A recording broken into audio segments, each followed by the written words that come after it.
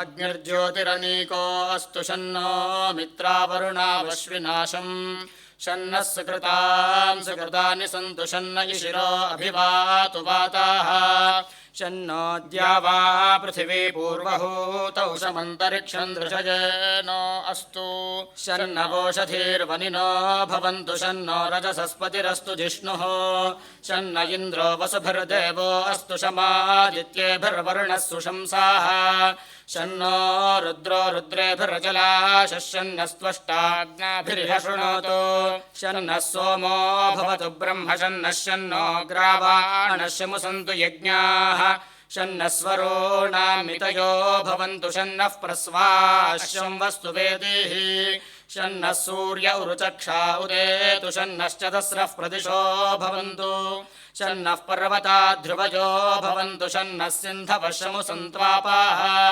शन्नो अदितिर्भवतु व्रतेभिः शन्नो भवन्तु मरुतः स्वर्गाः शन्नो विष्णुः शमुपूषानो अस्तु शन्नो भवित्रं शं वस्तु वायुः शन्नो देवः सविता त्रायमाणः शन्नो भवन्तु उषसो विभातिः शन्नः पर्जन्यो भवतु प्रजाभ्यः शन्नः क्षेत्रस्य पतिरस्तु शम्भुः हरि ओम्.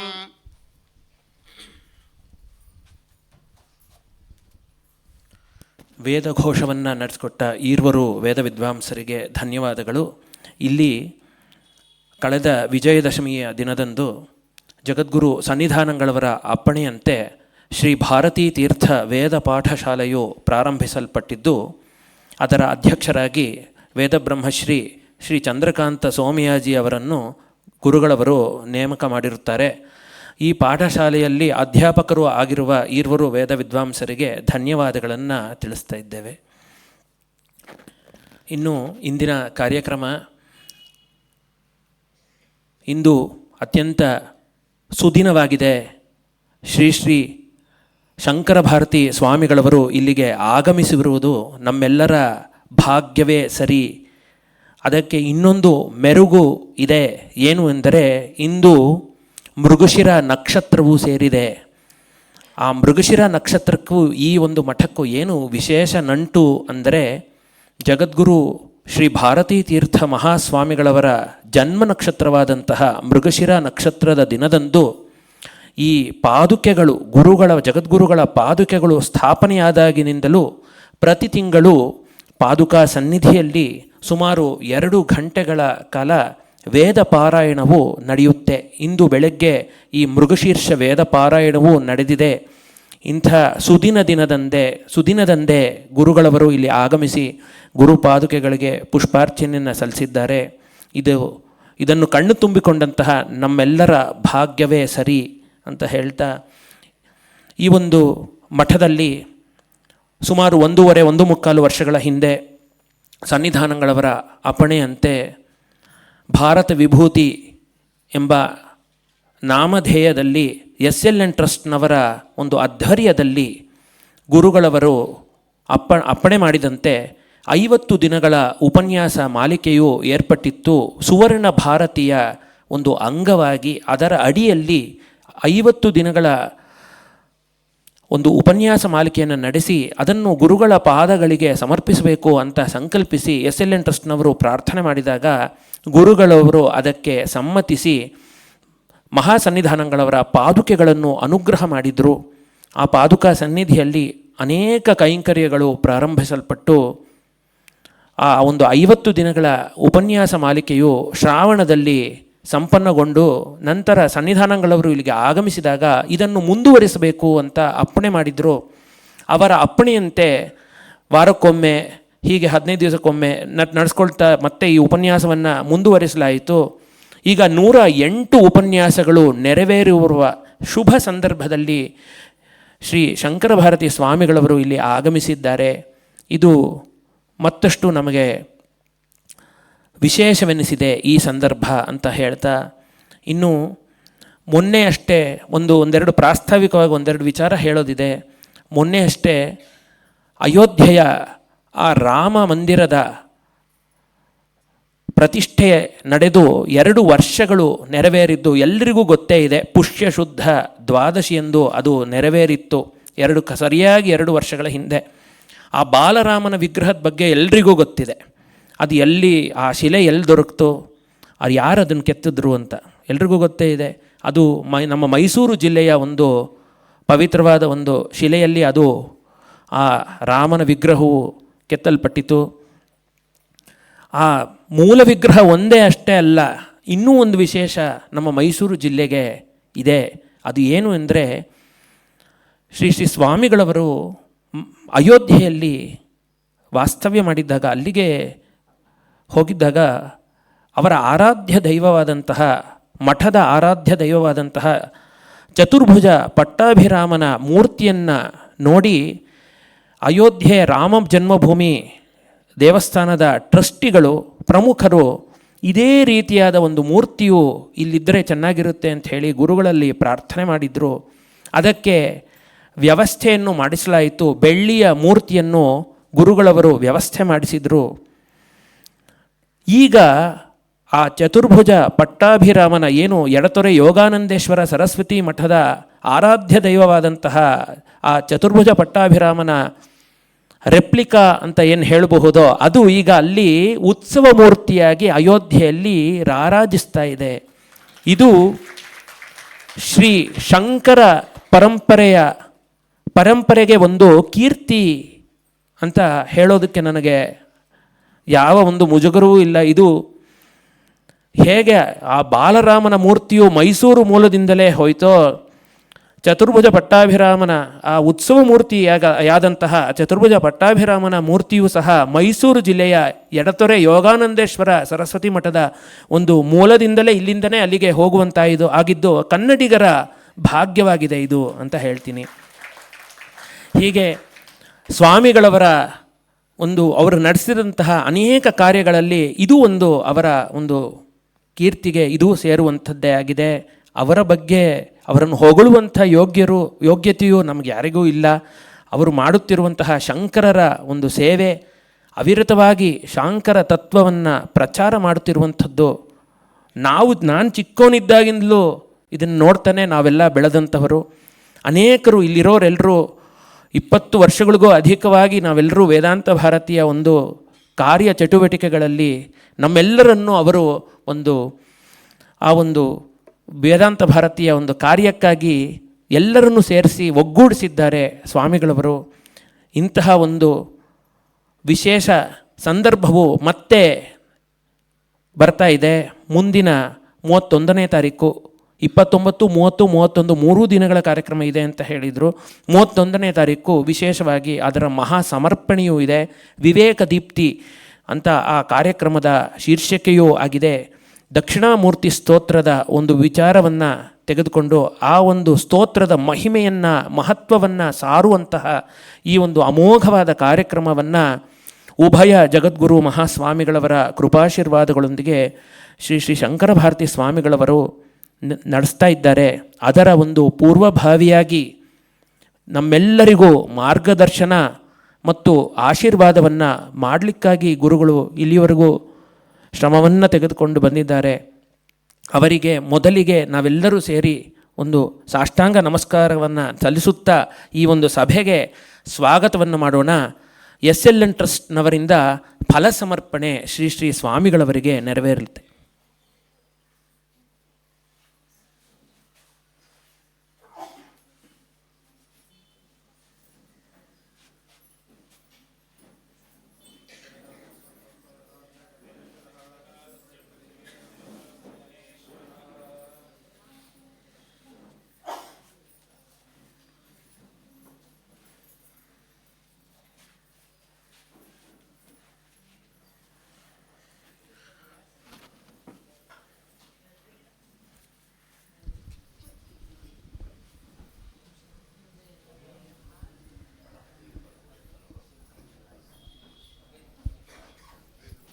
ಇನ್ಯಾರಾದರೂ ಫಲ ಸಮರ್ಪಣೆ ಮಾಡುವವರಿದ್ದರೆ ಈಗಲೇ ಮಾಡಬಹುದು, ಅವಕಾಶ ಇದೆ.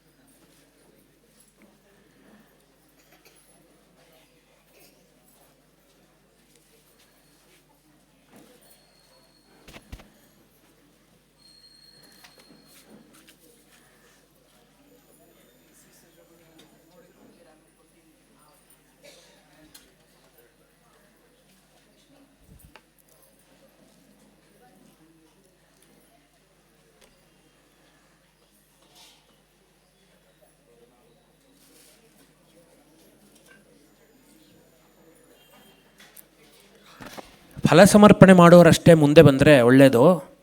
ಎಲ್ಲರೂ ಮೊದಲಿಗೆ ಫಲ ಸಮರ್ಪಣೆ ಮಾಡಿಬಿಡಿ, ನಂತರ ಕೂತ್ಕೊಂಡ್ಮೇಲೆ ಗುರುಗಳವರು ಅನುಗ್ರಹ ಭಾಷಣವನ್ನು ಮಾಡಲಿದ್ದಾರೆ.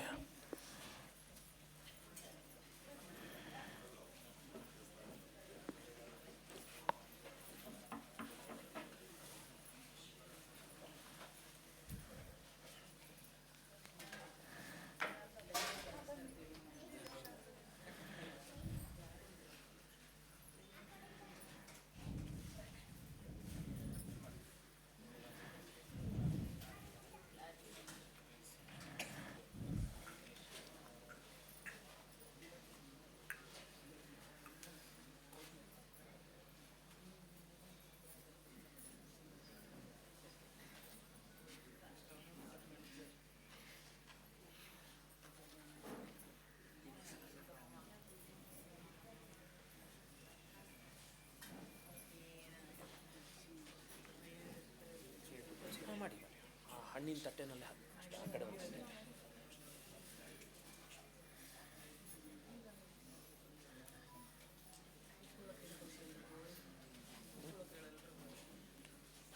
ದಯಮಾಡಿ ಎಲ್ಲರೂ ಆಸನದಲ್ಲಿ ಕುಳಿತುಕೊಂಡ್ರೆ ತುಂಬ ಅನುಕೂಲ ಆಗುತ್ತೆ. ಫಲ ಸಮರ್ಪಣೆ ಮಾಡೋರು ಮಾತ್ರ ಮುಂದೆ ಬಂದರೆ ಬೇಗ ಬೇಗ ಮಾಡಿದರೆ ಒಳ್ಳೆಯದು.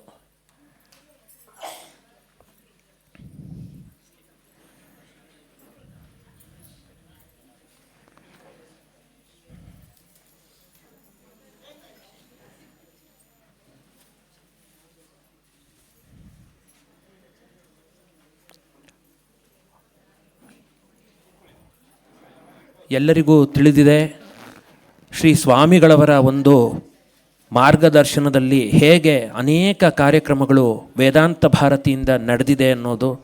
ಕಳೆದ ವರ್ಷ ಬೆಂಗಳೂರು ಪ್ಯಾಲೇಸ್ ಮೈದಾನದಲ್ಲಿ ಜಗದ್ಗುರು ಸನ್ನಿಧಾನಗಳವರ ಸಾನ್ನಿಧ್ಯದಲ್ಲಿ ಎಂತಹ ಅಮೋಘವಾದ ಕಾರ್ಯಕ್ರಮ ನಡೀತು. ಅದಕ್ಕೂ ಹಿಂದೆ ಅನೇಕ ಕಾರ್ಯಕ್ರಮಗಳು ನಡೆದಿವೆ. ಇತ್ತೀಚೆಗಷ್ಟೇ ಕೆಲವೇ ದಿನಗಳ ಹಿಂದೆ ಮೈಸೂರು ಅರಮನೆಯ ಮುಂದೆಯೂ ಸಹ ಜಗದ್ಗುರು ಸನ್ನಿಧಾನಗಳವರ ಒಂದು ಸಾನ್ನಿಧ್ಯದಲ್ಲಿ ಅಮೋಘವಾದ ಕಾರ್ಯಕ್ರಮವು ನೆರವೇರಿದೆ. ಮುಂದಿನದು ಈಗ ಮತ್ತೆ ಅದೇ ಪ್ಯಾಲೇಸ್ ಗ್ರೌಂಡ್ನಲ್ಲಿ ನೆರವೇರಲಿದೆ. ಅದಕ್ಕಾಗಿ ನಾವೆಲ್ಲರೂ ಏನು ಮಾಡಬೇಕು ಅನ್ನೋದನ್ನು ಗುರುಗಳ ಒಂದು ಅಮೃತವಾಣಿಯ ಮೂಲಕ ತಿಳಿದುಕೊಳ್ಳೋಣ ಅಂತ ಹೇಳ್ತಾ, ಶ್ರೀ ಸ್ವಾಮಿಗಳವರು ನಮ್ಮೆಲ್ಲರಿಗೂ ಅನುಗ್ರಹ ವಾಣಿಯನ್ನು ದಯಪಾಲಿಸಬೇಕು ಅಂತ ಪ್ರಾರ್ಥನೆ ಮಾಡ್ತೀನಿ.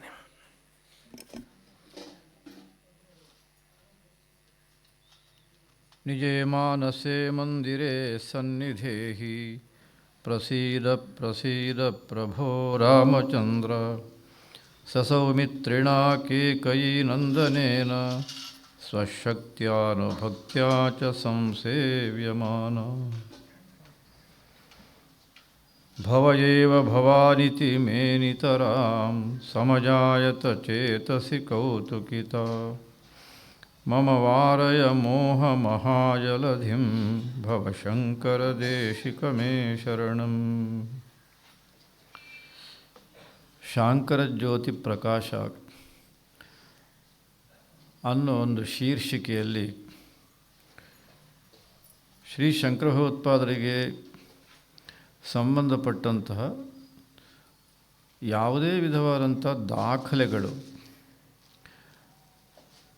ಅವರು ಹೋದ ಜಾಗ ಇರ್ಬೋದು, ಅವರು ಅವತಾರ ಮಾಡಿದ ಜಾಗ ಇರ್ಬೋದು, ಅಥವಾ ಕೊನೆಗೆ ಅವತಾರ ಸಮಾಪ್ತಿ ಮಾಡಿದ ಜಾಗ ಇರ್ಬೋದು, ಅದರ ಮಧ್ಯೆ ನಡೆದಂಥ ಎಲ್ಲ ಸಂಗತಿಗಳ ವಿಷಯದಲ್ಲಿ ದಾಖಲೆಗಳನ್ನು ಸಂಗ್ರಹ ಮಾಡತಕ್ಕಂಥ ಒಂದು ಕಾರ್ಯ. ಅದಕ್ಕೆ ಶಾಂಕರ ಜ್ಯೋತಿ ಪ್ರಕಾಶ ಅಂತ ಶೀರ್ಷಿಕೆಯನ್ನು ಕೊಟ್ಟಿದೆ. ಪ್ರಾಯ ನಮಗೆಲ್ಲರಿಗೂ ಗೊತ್ತಿದೆ ಅಂತ ನಾನು ಭಾವಿಸ್ತೇನೆ. ಶ್ರೀ ಶಂಕರ ಭಗವತ್ಪಾದರ ಬಗ್ಗೆ ನಾವು ಯಾವುದೇ ಕ್ಷೇತ್ರಕ್ಕೆ ಹೋದರೂ ಕೇಳಿದರೂ ಉತ್ತರ ಒಂದೇ ಬರುತ್ತೆ. ಏನಂತಂದರೆ, ನಮಗೆ ಗೊತ್ತಿರೋದು ಇಷ್ಟೇ, ಇದಕ್ಕಿಂತ ಹೆಚ್ಚು ನಮ್ಮ ಹತ್ರ ಏನು ದಾಖಲೆ ಇಲ್ಲ. ಇದು ಸಾಮಾನ್ಯವಾದಂಥ ಎಲ್ಲ ಕಡೆ ಬರತಕ್ಕಂಥ ಉತ್ತರ. ಅಷ್ಟಾದರೂ ನಮ್ಮ ಕಾರ್ಯಕರ್ತರು ಸಾಕಷ್ಟು ಅದಕ್ಕೆ ಪ್ರಯತ್ನವನ್ನು ಪಡ್ತಾ ಇದ್ದಾರೆ ಮತ್ತು ಒಳ್ಳೊಳ್ಳೆ ದಾಖಲೆಗಳು ಕೂಡ ಅನೇಕ ಲಭ್ಯವಾಗಿವೆ. ಅದನ್ನು ಇನ್ನೂ ಚೆನ್ನಾಗಿ ಮಾಡೋ ದೃಷ್ಟಿಯಿಂದ ನಾವು ಇತ್ತೀಚೆಗೆ ಒಂದು ನಾಡಿಶಾಸ್ತ್ರದ ಉಪಯೋಗವನ್ನು ಮಾಡಬೇಕು ಅಂಥೇಳಿ ಮೊನ್ನೆ ಒಂದು ಕಾರ್ಯಕ್ರಮ ಇತ್ತದು 23ನೇ ತಾರೀಕು 24 25 ಡಿಸೆಂಬರ್ 10 ಸಂಗತಿಗಳನ್ನು ಅವರು ಆ ನಾಡಿಶಾಸ್ತ್ರದಲ್ಲಿ ಶಂಕರ ಭಗವತ್ಪಾದರ ಬಗ್ಗೆ ಹೇಳ್ತಾರೆ. ನಾನು ಕೇವಲ ಒಂದನ್ನು ಮಾತ್ರ ಇವತ್ತು ಸ್ಮರಣೆ ಮಾಡ್ತೀನಿ.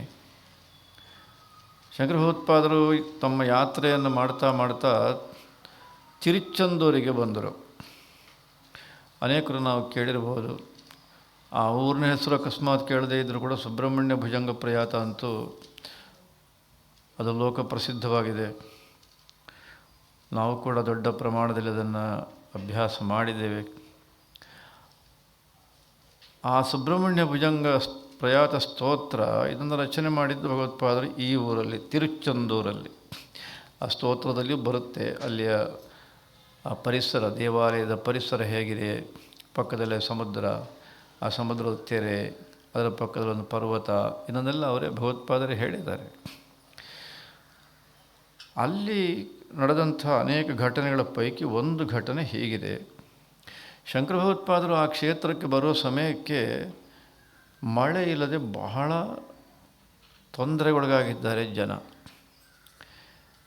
ವರ್ಷಗಳು ಕಳೆದಿವೆ. ಆ ಕಾರಣಕ್ಕಾಗಿ ಹಾಹಾಕಾರ ಊರಲ್ಲೆಲ್ಲ ಕಾಣ್ತಾ ಇತ್ತು. ಜೊತೆಗೆ ಭಗವತ್ಪಾದರು ಬರುವ ಸಂದರ್ಭದಲ್ಲಂತೂ ಜನ ಎಲ್ಲ ಬಹಳ ನೊಂದುಕೊಂಡು ಭಗವತ್ಪಾದರ ಕುರಿತಾಗಿ ವಿಶೇಷವಾಗಿ ಪ್ರಾರ್ಥನೆ ಎಲ್ಲ ಮಾಡ್ತಾರೆ. ಹಾಗೆ ಅವರು ನಡ್ಕೊಂಡು ಬರಬೇಕಾದ್ರೆ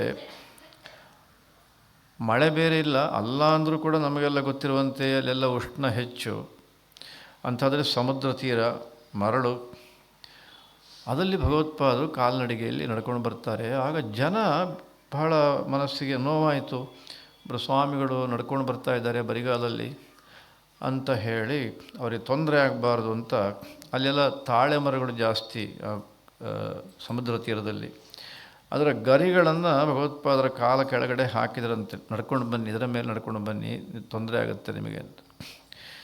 ಆಗ ಭಗವತ್ಪಾದರು ಹೇಳಿದ್ರಂತೆ, ಇಲ್ಲ ಇಲ್ಲ ಅದನ್ನು ಹಾಕಬೇಡಿ, ನಾನು ಹಾಗೆ ನಡ್ಕೊಂಡು ಬರ್ತೇನೆ, ಏನು ತೊಂದರೆ ಇಲ್ಲ. ಅಲ್ಲ ನಿಮಗೆ ತೊಂದರೆ ಆಗುತ್ತೆ ಅಂತ ಜನ. ಆಗ ಹೇಳಿದ್ರಂತೆ, ನೀವೆಲ್ಲ ಬರೀ ಕಾಲದಲ್ಲಿ ಇದ್ದೀರಲ್ಲ, ತೊಂದರೆ ನಿಮಗೂ ಆಗಬೇಕು. ನೀವು ಬರೀ ಕಾಲದಲ್ಲಿರುವಾಗ ನಾನು ನಡ್ಕೊಂಡು ಬರೋದಕ್ಕಾಗೋದಿಲ್ಲ, ಅದರ ಮೇಲೆ ಅದು ಬೇಡ ಅಂತ ಹೇಳಿ ಅದನ್ನು ಬಿಟ್ಟು ಹಾಗೆ ನಡ್ಕೊಂಡು ಬಂದರಂತೆ.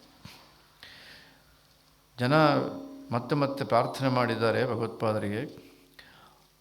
ಭಗವತ್ಪಾದರು ದೇವಸ್ಥಾನಕ್ಕೆ ಬಂದು ಒಂದು 12 ಪದ್ಯಗಳನ್ನು, ಕುಮಾರವೆಳ್ಳಂ ಅಂತ ಅದಕ್ಕೆ ಹೆಸರು ಕೊಟ್ಟಿದ್ದಾರೆ. ಅದು ತಮಿಳಿನಲ್ಲಿದೆ ಅಂತೆ.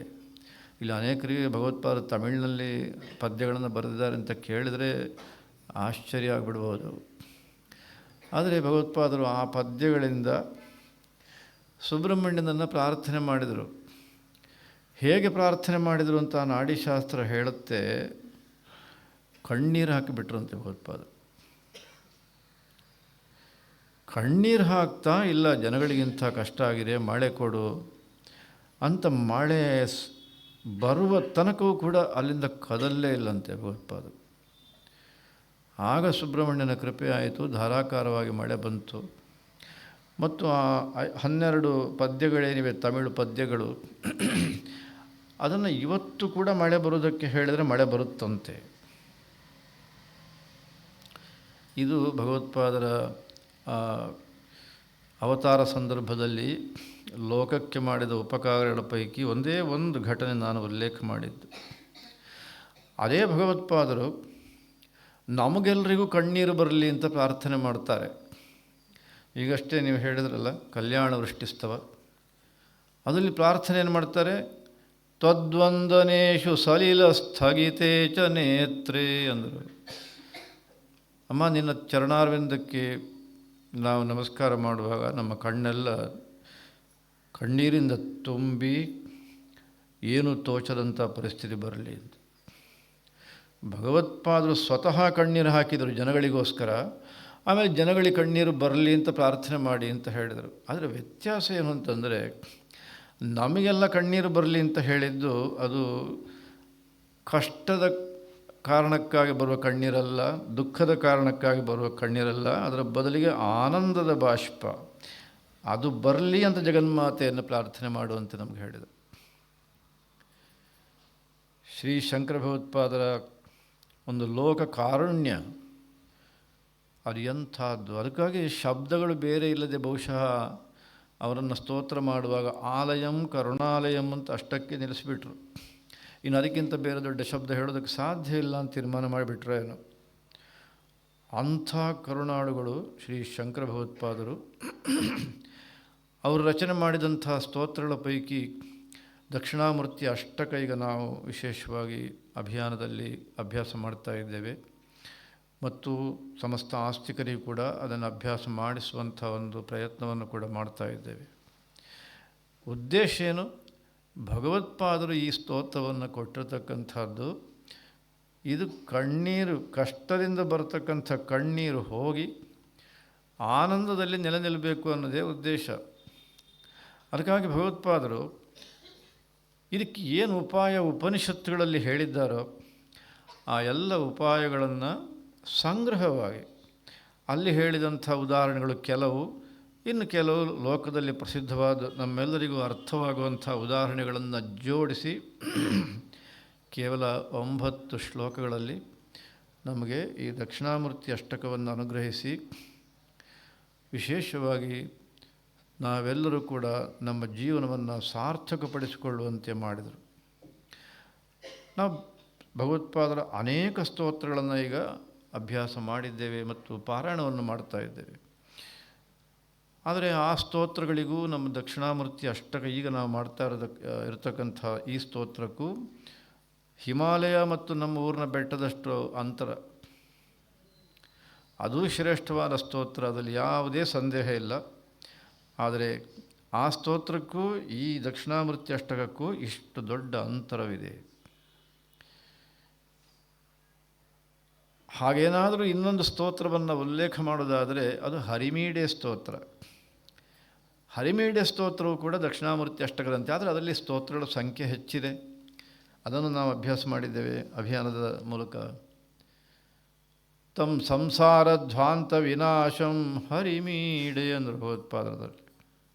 ಆ ಸಂಸಾರದ ದುಃಖ ಜನ್ಮ ಜನ್ಮಾಂತರಗಳಿಂದ ಬಂದಿರತಕ್ಕಂಥದ್ದು, ಅದನ್ನು ದೂರ ಮಾಡತಕ್ಕಂಥ ಹೇ ಹರಿ, ನಿನಗೆ ನಾನು ನಮಸ್ಕಾರ ಮಾಡ್ತೇನೆ, ಶರಣಾಗ್ತೇನೆ ಅಂತಂದರು. ನಿನ್ನ ಸ್ತುತಿ ಮಾಡ್ತೇನೆ ಅಂತಂದರು. ಆ ಸ್ತೋತ್ರವು ಕೂಡ ಹೀಗೆ ಉಪನಿಷತ್ತುಗಳ ಸಾರ ಇದೆ. ಬೇರೆ ಸ್ತೋತ್ರಗಳೇನಿವೆ, ಸೌಂದರ್ಯಲಹರಿಯು ಸೇರಿದಂತೆ ಬೇರೆ ಏನು ಸ್ತೋತ್ರಗಳು ಭಗವತ್ಪಾದರು ಕೊಟ್ಟಿದ್ದಾರೆ ಅದೆಲ್ಲವೂ ಕೂಡ ಬೇರೆ ರೀತಿಯಲ್ಲಿ ಆ ಸ್ತುತಿಯನ್ನು ಮಾಡಿದ್ದಾರೆ ಭಗವತ್ಪಾದರು.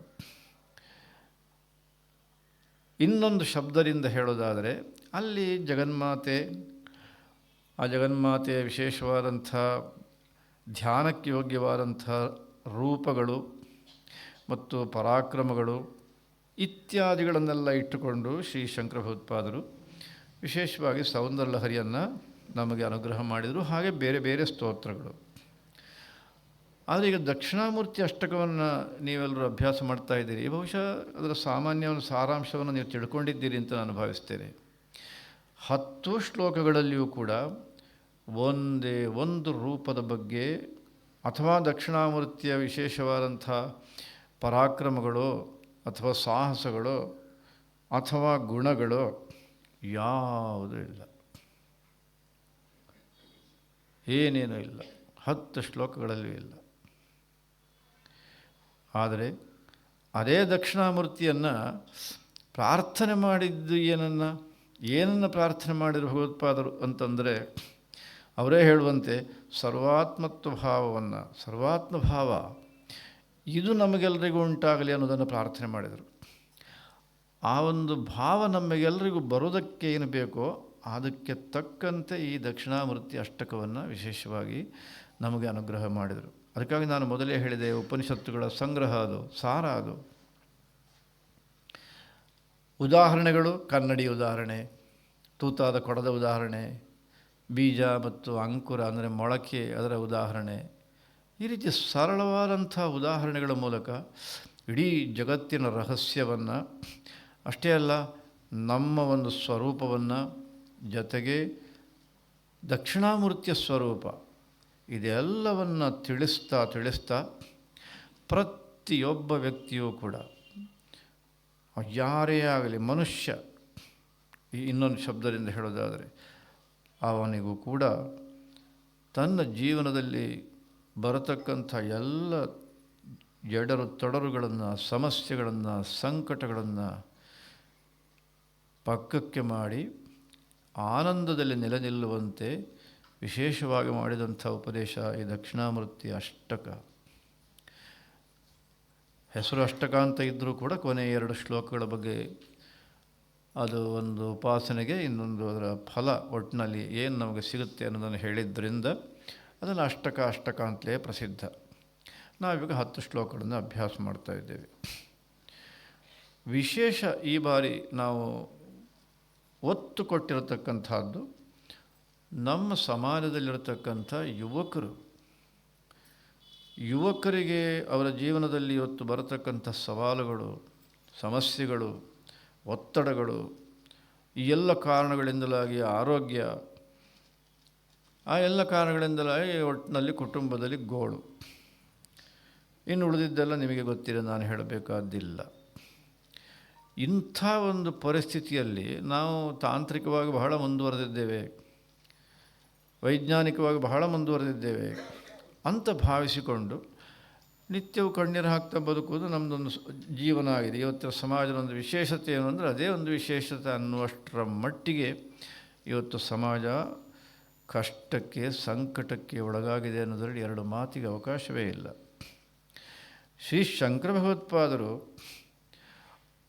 ಇಂಥ ಕಷ್ಟ ಈಗಲ್ಲ, ಹಿಂದೆ ಅಲ್ಲ, ಮುಂದೆಯೂ ಕೂಡ ಯಾರಿಗೂ ಬರದೇ ಇರಲಿ, ಬಂದರೂ ಅದನ್ನು ಎದುರಿಸಿ ಜನ್ಮವನ್ನು ಸಾರ್ಥಕ ಮಾಡಿಕೊಳ್ಳಿ ಅನ್ನೋದಕ್ಕಾಗಿಯೇ ಕೊಟ್ಟಂತಹ ಉಪದೇಶ. ಅದಕ್ಕಾಗಿ ನಾನು ಮೊದಲಿಗೆ ಆ ಘಟನೆಯನ್ನು ಹೇಳಿದೆ. ಅವರ ಕರುಣೆ ಎಂಥದ್ದು ಅಂದರೆ, ತಾವು ಸ್ವತಃ ಕಣ್ಣೀರು ಹಾಕಿ ಸಮಾಜಕ್ಕೆ ಒದಗಿದ ಈ ಕಷ್ಟ ದೂರವಾಗಲಿ ಅಂತ ಪ್ರಾರ್ಥನೆ ಮಾಡಿದವರು ಭಗವತ್ಪಾದ ಶಂಕರರು. ನಮ್ಮ ಕಣ್ಣಲ್ಲಿ ಆನಂದ ಬರಲಿ, ಆನಂದದ ಕಣ್ಣೀರು ಬರಲಿ ಅಂತ ಪ್ರಯತ್ನಪಟ್ಟವರು. ಅದು ಒಂದೊಂದು ಸ್ತೋತ್ರದಲ್ಲಿಯೂ ಕೂಡ ನಮಗೆ ಎದ್ದು ಕಾಣುತ್ತೆ. ದಕ್ಷಿಣಾಮೂರ್ತಿ ಅಷ್ಟಕದಲ್ಲಿ ಕೂಡ ಸರ್ವಾತ್ಮಭಾವ ಅಂದರೂ ಒಂದೇ, ಆನಂದ ಸ್ವರೂಪ ಅಂದರೂ ಒಂದೇ. ಎಲ್ಲರ ಆತ್ಮ, ಸರ್ವಾತ್ಮ. ಆತ್ಮ ಅಂದರೆ ಏನು? ಆನಂದ. ಅದಕ್ಕೆ ಇನ್ನೊಂದು ಶಬ್ದ ಆತ್ಮ, ಪರಮಾತ್ಮ ಇತ್ಯಾದಿ ಶಬ್ದಗಳು. ಅಂಥ ಆನಂದವನ್ನು ನಾವು ಪಡ್ಕೊಳ್ಳೋದಕ್ಕೆ ಅನುಕೂಲ ಆಗಲಿ ಅಂತ ಈ ಸ್ತೋತ್ರವನ್ನು ಕೊಟ್ಟಾಗ ಇದು ಸಮಸ್ತರಿಗೂ ಅನುಕೂಲ ಆಗಲೇಬೇಕು, ಸಂದೇಹವೇ ಇಲ್ಲ. ಆಗಿದೆ, ಇವತ್ತು ಆಗುತ್ತಾ ಇದೆ, ಮುಂದಕ್ಕೂ ಆಗುತ್ತೆ, ಅದರ ಸಂದೇಹ ಇಲ್ಲ. ಆದರೆ ನಮ್ಮ ಸಮಾಜಕ್ಕೆ ಇದನ್ನು ತಲುಪಿಸಬೇಕಾದ ಕರ್ತವ್ಯ ಇದೆಯಲ್ಲ, ಈ ಕರ್ತವ್ಯ ಸ್ವಲ್ಪ ಇಕ್ಕಟ್ಟಿಗೆ ಬಂದಿದೆ ಇವತ್ತಿನ ದಿವಸ. ಕಾರಣ, ಈ ಸ್ತೋತ್ರದ ಒಂದು ವಿಷಯವಾಗಿ ನಮ್ಮ ಯುವ ಸಮಾಜಕ್ಕೆ ವಿಶೇಷವಾದಂಥ ಒಂದು ಮಾಹಿತಿ ಇಲ್ಲ, ಅಷ್ಟೇ ಕಾರಣ, ಬೇರೆ ಇನ್ನೇನಿಲ್ಲ. ಅವರಿಗೂ ಶ್ರದ್ಧೆ ನಮ್ಮ ಹಾಗೆ ಇದೆ, ಅದರಲ್ಲಿ ಯಾವುದೇ ಸಂದೇಹ ಇಲ್ಲ. ನಮಗೀಗ ಗೊತ್ತಾಗ್ತಾ ಇದೆ ಈಗ ಈ ಅಭಿಯಾನ ಮಾಡುವಾಗ. ಆದರೆ ಈ ಸ್ತೋತ್ರಗಳ ವಿಚಾರ ಅವರಿಗೆ ಹೆಚ್ಚು ಗೊತ್ತಿಲ್ಲ. ಬಾಲ್ಯದಿಂದಲೂ ಅದನ್ನು ಹೇಳೋ ಪ್ರಯತ್ನ ನಮ್ಮ ಮನೆಗಳಲ್ಲಿ ನಾವು ಮಾಡಲೇ ಇಲ್ಲ ಅನ್ನುವ ಕಾರಣಕ್ಕಾಗಿ ನಮ್ಮ ಕೈಗೆ ಇದನ್ನು ಕೊಟ್ಟರು ನಮ್ಮ ಹಿಂದಿನವರು, ಅದರಲ್ಲಿ ವಿಶೇಷವಾಗಿ ಭಗವತ್ಪಾದ ಶಂಕರರು. ಇನ್ನು ಇದೊಂದಿದ್ದರೆ ಸಾಕು ನಿನಗೆ ನೆಮ್ಮದಿಯಿಂದ ಬಾಳೋದಕ್ಕೆ ಅಂತ ಕೊಟ್ಟರೂ ಕೂಡ ಅದರ ಪರಿಚಯ ಇಲ್ಲದೇ ಇರೋದ್ರಿಂದ ಅದನ್ನು ಪಕ್ಕಕ್ಕಿಟ್ಟು ನಾವು ಕಷ್ಟಕ್ಕೆ ಒಳಗಾಗಿ ಬೇಕು ಬೇಕು ಬೇಕು ಅಂತ ನೆಮ್ಮದಿ ಸುಖವನ್ನು ಬಯಸ್ತಾ ಒದ್ದಾಡ್ತಾ ಇರತಕ್ಕಂಥ ಈ ಸಂದರ್ಭದಲ್ಲಿ ನಮ್ಮ ಯುವ ಸಮಾಜಕ್ಕೆ ಇದರ ಮಹತ್ವವನ್ನು ಹೇಗೆ ತಿಳಿಸಬೇಕು ಹಾಗಾದರೆ ಅಂತ ಬಹಳ ನಮ್ಮ ಕಾರ್ಯಕರ್ತರೆಲ್ಲ ವಿಚಾರ ಮಾಡಿ ಕೊನೆಗೊಂದು ತೀರ್ಮಾನವನ್ನು ಮಾಡಿದರು. ಅವರಿಗೆ ಅದು ಹಾಗಂತೆ ಹೀಗಂತೆ, ಅವರು ಹೇಳಿದ್ರಂತೆ ಇವರು ಹೇಳಿದ್ರಂತೆ ಅಂದರೆ ಅಷ್ಟೊಂದು ಮನಸ್ಸಿಗೆ ಸಮಾಧಾನ ಆಗೋದಿಲ್ಲ. ಯಾಕಂದರೆ ವಾತಾವರಣವೇ ಹಾಗಿದೆ ಇವತ್ತಿನ ಸಮಾಜದ್ದು. ಅದರ ಬದಲು ಹೀಗೆ ಹೇಳ್ತಾ ಇದೆ ವಿಜ್ಞಾನ ಅಂತ ಹೇಳಿದರೆ ಸ್ವಲ್ಪ ಯೋಚನೆ ಮಾಡ್ತಾರೆ. ಓಹೋ, ವಿಜ್ಞಾನವು ಇದರ ವಿಷಯದಲ್ಲಿ ಹೇಳ್ತಾ ಏನು ಹೇಳುತ್ತೆ ಅದು ಅಂತ ಒಂದು ಕುತೂಹಲ ಅವರಿಗೆ ಬರುತ್ತೆ.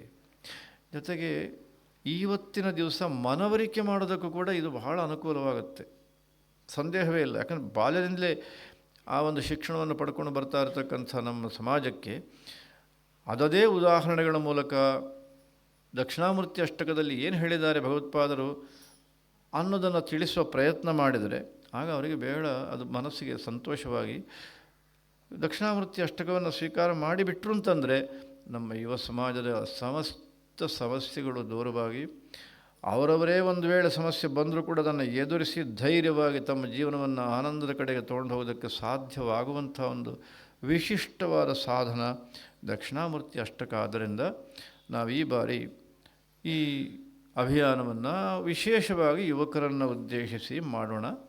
ಕೊನೆಗೆ ಸಮರ್ಪಣೆಯ ಸಂದರ್ಭ ಬಂದಾಗ ಮಾತೆಯರು, ಪುರುಷರು, ಚಿಕ್ಕವರು ಎಲ್ಲರನ್ನು ಸೇರಿಸಿಕೊಂಡು ಒಟ್ಟಾಗಿ ಸಮರ್ಪಣೆಯನ್ನು ಮಾಡೋಣ ಅಂತ ವಿಶೇಷವಾಗಿ ವೇದಾಂತ ಭಾರತೀಯ ಎಲ್ಲ ಹಿರಿಯರು, ಕಾರ್ಯಕರ್ತರು, ವಿದ್ವಾಂಸರು ಇದರ ಬಗ್ಗೆ ಗಂಭೀರವಾಗಿ ಯೋಚನೆಯನ್ನು ಮಾಡಿ ಕಳೆದ ಸುಮಾರು 1 ವರ್ಷದಿಂದಲೂ ಕೂಡ ಈ ಒಂದು ಪ್ರಯತ್ನವನ್ನು ನಿರಂತರವಾಗಿ ಮಾಡ್ತಾ ಇದ್ದಾರೆ.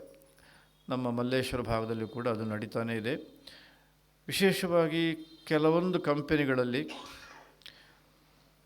ಸುಮಾರು 150ಕ್ಕೆ ಹತ್ತಿರ ಕಾಲೇಜುಗಳಲ್ಲಿ ಮತ್ತು ಈಗ ಹೈಸ್ಕೂಲ್ಗಳಲ್ಲಿಯೂ ಕೂಡ ನಾವು ಈ ದಕ್ಷಿಣಾಮೂರ್ತಿ ಅಷ್ಟಕವನ್ನು ಅವರಿಗೆ ಉದಾಹರಣೆಗಳು ಮತ್ತು ಇದರಲ್ಲಿ ವೈಜ್ಞಾನಿಕವಾದಂಥ ಅಂಶಗಳು ಏನಿವೆ ಅನ್ನೋದನ್ನೇ ಮುಖ್ಯವಾಗಿಟ್ಟುಕೊಂಡು, ಹಾಗೆಂತ ಆನಂದವನ್ನು ಪಡೆಯೋದಕ್ಕೆ ಉಪನಿಷತ್ತುಗಳು ಏನು ಹೇಳಿದ್ದಾವೋ ಅದನ್ನು ಬಿಟ್ಟಲ್ಲ, ಅದು ಅವರಿಗೂ ಇಷ್ಟವಿಲ್ಲ. ಅದನ್ನು ಬಿಟ್ಟರೆ ಆನಂದವೇ ಇಲ್ಲ ಅಂತ ಆಗಿಬಿಡುತ್ತೆ. ಅದಾಗುವ ಹಾಗಿಲ್ಲ. ಆದರೆ ಅದಕ್ಕೆ ಪೂರಕವಾಗಿ ಬೇಕಾದಂಥ ಈ ಒಂದು ಸಾಧನಗಳನ್ನು ಬಳಸಿಕೊಂಡು ಎಲ್ಲ ಪ್ರಯತ್ನವನ್ನು ಮಾಡ್ತಾ ಇದ್ದಾರೆ. ಅತ್ಯಂತ ಸಂತೋಷದ ವಿಷಯ ಅಂದರೆ ನಮ್ಮ ನಂಬಿಕೆ ಏನಿತ್ತು, ಇಲ್ಲ ಯುವಕರಿಗೆ ಇದು ಬೇಕಾಗಿದೆ, ಆದರೆ ಅದನ್ನು ಹೇಳುವ ರೀತಿ ಮತ್ತು ಹೇಳುವ ಸಂದರ್ಭದಲ್ಲಿ ನಾವು ಉಪಯೋಗಿಸ್ತಕ್ಕಂಥ ಉದಾಹರಣೆಗಳು ಇದು ಸ್ವಲ್ಪ ಅವರಿಗೆ ಅಷ್ಟು ಇವತ್ತಿನ ದಿವಸಕ್ಕೆ ಅದು ಅನುಕೂಲ ಆಗದೇ ಇರೋದರಿಂದ ದೂರ ಇದ್ದಾರೆ. ಅಷ್ಟು ಬಿಟ್ಟರೆ ಆ ರೀತಿಯಲ್ಲಿ ಪ್ರಯತ್ನ ಪಟ್ಟರೆ ಸಮಸ್ತರು ಸ್ವೀಕಾರ ಮಾಡ್ತಾರೆ ಅನ್ನೋದು ಎದ್ದು ಕಾಣ್ತಾ ಇದೆ ಈಗ. ಇಲ್ಲಾಂದರೆ ಬೆಂಗಳೂರು ಮಹಾನಗರದಲ್ಲಿ ಕಾಲೇಜುಗಳಲ್ಲಿ ಪ್ರವೇಶವೇ ಇರಲಿಲ್ಲ. ಇಲ್ಲಿವರೆಗೂ ಕೂಡ ಬೇರೆ ಸ್ತೋತ್ರಗಳನ್ನೆಲ್ಲ ಹೇಳೋದಕ್ಕೆ ಹೊರಟಿದ್ದೆವು ನಾವು. ಆದರೆ ಎಲ್ಲೋ ಅಪರೂಪಕ್ಕೆ ನಮಗೆ ಕೆಲವು ಕಾಲೇಜುಗಳು ಗೊತ್ತಿದ್ದಂಥ ಮ್ಯಾನೇಜ್ಮೆಂಟ್ ಇವರದೆಲ್ಲ ಗೊತ್ತಿದ್ದವರು ಹೌದೋ ಅಲ್ಲೋ ಅಂತ. ಆದರೂ ಅವರಿಗೆ ಅವರೇನೋ ಒಪ್ಕೊಳ್ತಾರೆ ಮ್ಯಾನೇಜ್ಮೆಂಟ್ನವರು, ಆದರೆ ವಿದ್ಯಾರ್ಥಿಗಳಿಗೆ ಅದರ ಬಗ್ಗೆ ಏನಂಥ ಒಂದು ಆಸಕ್ತಿ ಇಲ್ಲ. ಆದರೆ ಈಗ ಹಾಗಲ್ಲ. ಈ ಬಾರಿ ದಕ್ಷಿಣಾಮೂರ್ತಿ ಅಷ್ಟಕದ ಒಂದು ವಿಷಯವಾಗಿ ಎಲ್ಲ ಕಾಲೇಜುಗಳಲ್ಲಿಯೂ ಕೂಡ ಅವರಾಗೆ ಕರೀತಾ ಇದ್ದಾರೆ, ಬನ್ನಿ ನಮ್ಮಲ್ಲೂ ಹೇಳಿಕೊಡಿ, ಮೊದಲು ನಮ್ಮ ಅಧ್ಯಾಪಕರಿಗೆ ಹೇಳಿಕೊಡಿ, ಆಮೇಲೆ ವಿದ್ಯಾರ್ಥಿಗಳಿಗೆ ಹೇಳಿಕೊಡಿ ಅಂತ. ಆ ರೀತಿಯಲ್ಲಿ ಈಗ ಸುಮಾರು 1 ಲಕ್ಷಕ್ಕೂ ಹೆಚ್ಚು ವಿದ್ಯಾರ್ಥಿಗಳಿಗೆ ಹೇಳಿಕೊಡುವಂಥ ಪ್ರಯತ್ನವನ್ನು ಈಗ ವಿಶೇಷವಾಗಿ ಯುವಕರೇ ಅದನ್ನು ಮಾಡ್ತಾ ಇದ್ದಾರೆ. ಅದು ಒಂದು ವಿಶೇಷವೇ. ಈ ಕಡೆಯಿಂದ ಮಾತೆಯರು ವಿಶೇಷವಾಗಿ ಹೈಸ್ಕೂಲ್ನವರಿಗೆ ಮತ್ತು ಮಾತೆಯರಿಗೆ, ಪುರುಷರಿಗೆಲ್ಲ ಮಾತೆಯರು ಹೇಳಿಕೊಡ್ತಾ ಇದ್ದಾರೆ. ಹಾಗೆ 2 ಕಡೆಯಿಂದಲೂ ಕೂಡ ಈ ಅಭಿಯಾನ ಈಗ ನಡೀತಾ ಇದೆ. ಈಗಷ್ಟೇ ಉಲ್ಲೇಖ ಮಾಡಿದಾಗೆ ನಮಗೆಲ್ಲರಿಗೂ ಗೊತ್ತಿರುವಂತೆ 31ನೇ ತಾರೀಕು ಮಹಾ ಸಮರ್ಪಣೆ ಇದೆ, ಅರಮನೆ ಮೈದಾನದಲ್ಲಿ ಅದಿದೆ. ಮತ್ತು ಜಗದ್ಗುರು ಸನ್ನಿಧಾನಗಳವರು ಕೂಡ ದಯಮಾಡಿಸ್ತಾರೆ. ಹಾಗೂ ಇನ್ನು ಕೆಲವು ಗಣ್ಯರು ಕೂಡ ಬರುವ ನಿರೀಕ್ಷೆ ಇದೆ, ಪ್ರಯತ್ನವನ್ನು ಮಾಡ್ತಾ ಇದ್ದಾರೆ. ಆದರೆ ಈ ಬಾರಿ ಯುವಕರನ್ನು ಉದ್ದೇಶಿಸಿ ನಾವು ಯೋಚನೆ ಮಾಡಿದ್ದು ಮತ್ತು ನಾವು ಬೆಂಗಳೂರಿನಲ್ಲಿ ಮಾಡಿದಂಥ ಈ ಪ್ರಯೋಗ ದೇಶದ ಮೂಲೆ ಮೂಲೆಗೂ ಇನ್ನು ಮುಂದಕ್ಕೆ ತಲುಪಬೇಕಿದು. ಎಲ್ಲ ಕಡೆಯಲ್ಲೂ ಕೂಡ ಅದು ಯೂನಿವರ್ಸಿಟಿಗಳಿರಲಿ ಅಥವಾ ಬೇರೆ ಶಿಕ್ಷಣದ ಕ್ಷೇತ್ರಗಳಿರಲಿ ಅಥವಾ ಯುವಕರು ಎಲ್ಲೆಲ್ಲಿ ತಮ್ಮ ತಮ್ಮ ಕರ್ತವ್ಯವನ್ನು ಮಾಡ್ತಾರೋ ಆ ಎಲ್ಲ ಕಡೆಗಳಲ್ಲಿಯೂ ಕೂಡ ಅವರಿಗೆ ಈ ಸಂದೇಶ ತಲುಪಬೇಕು.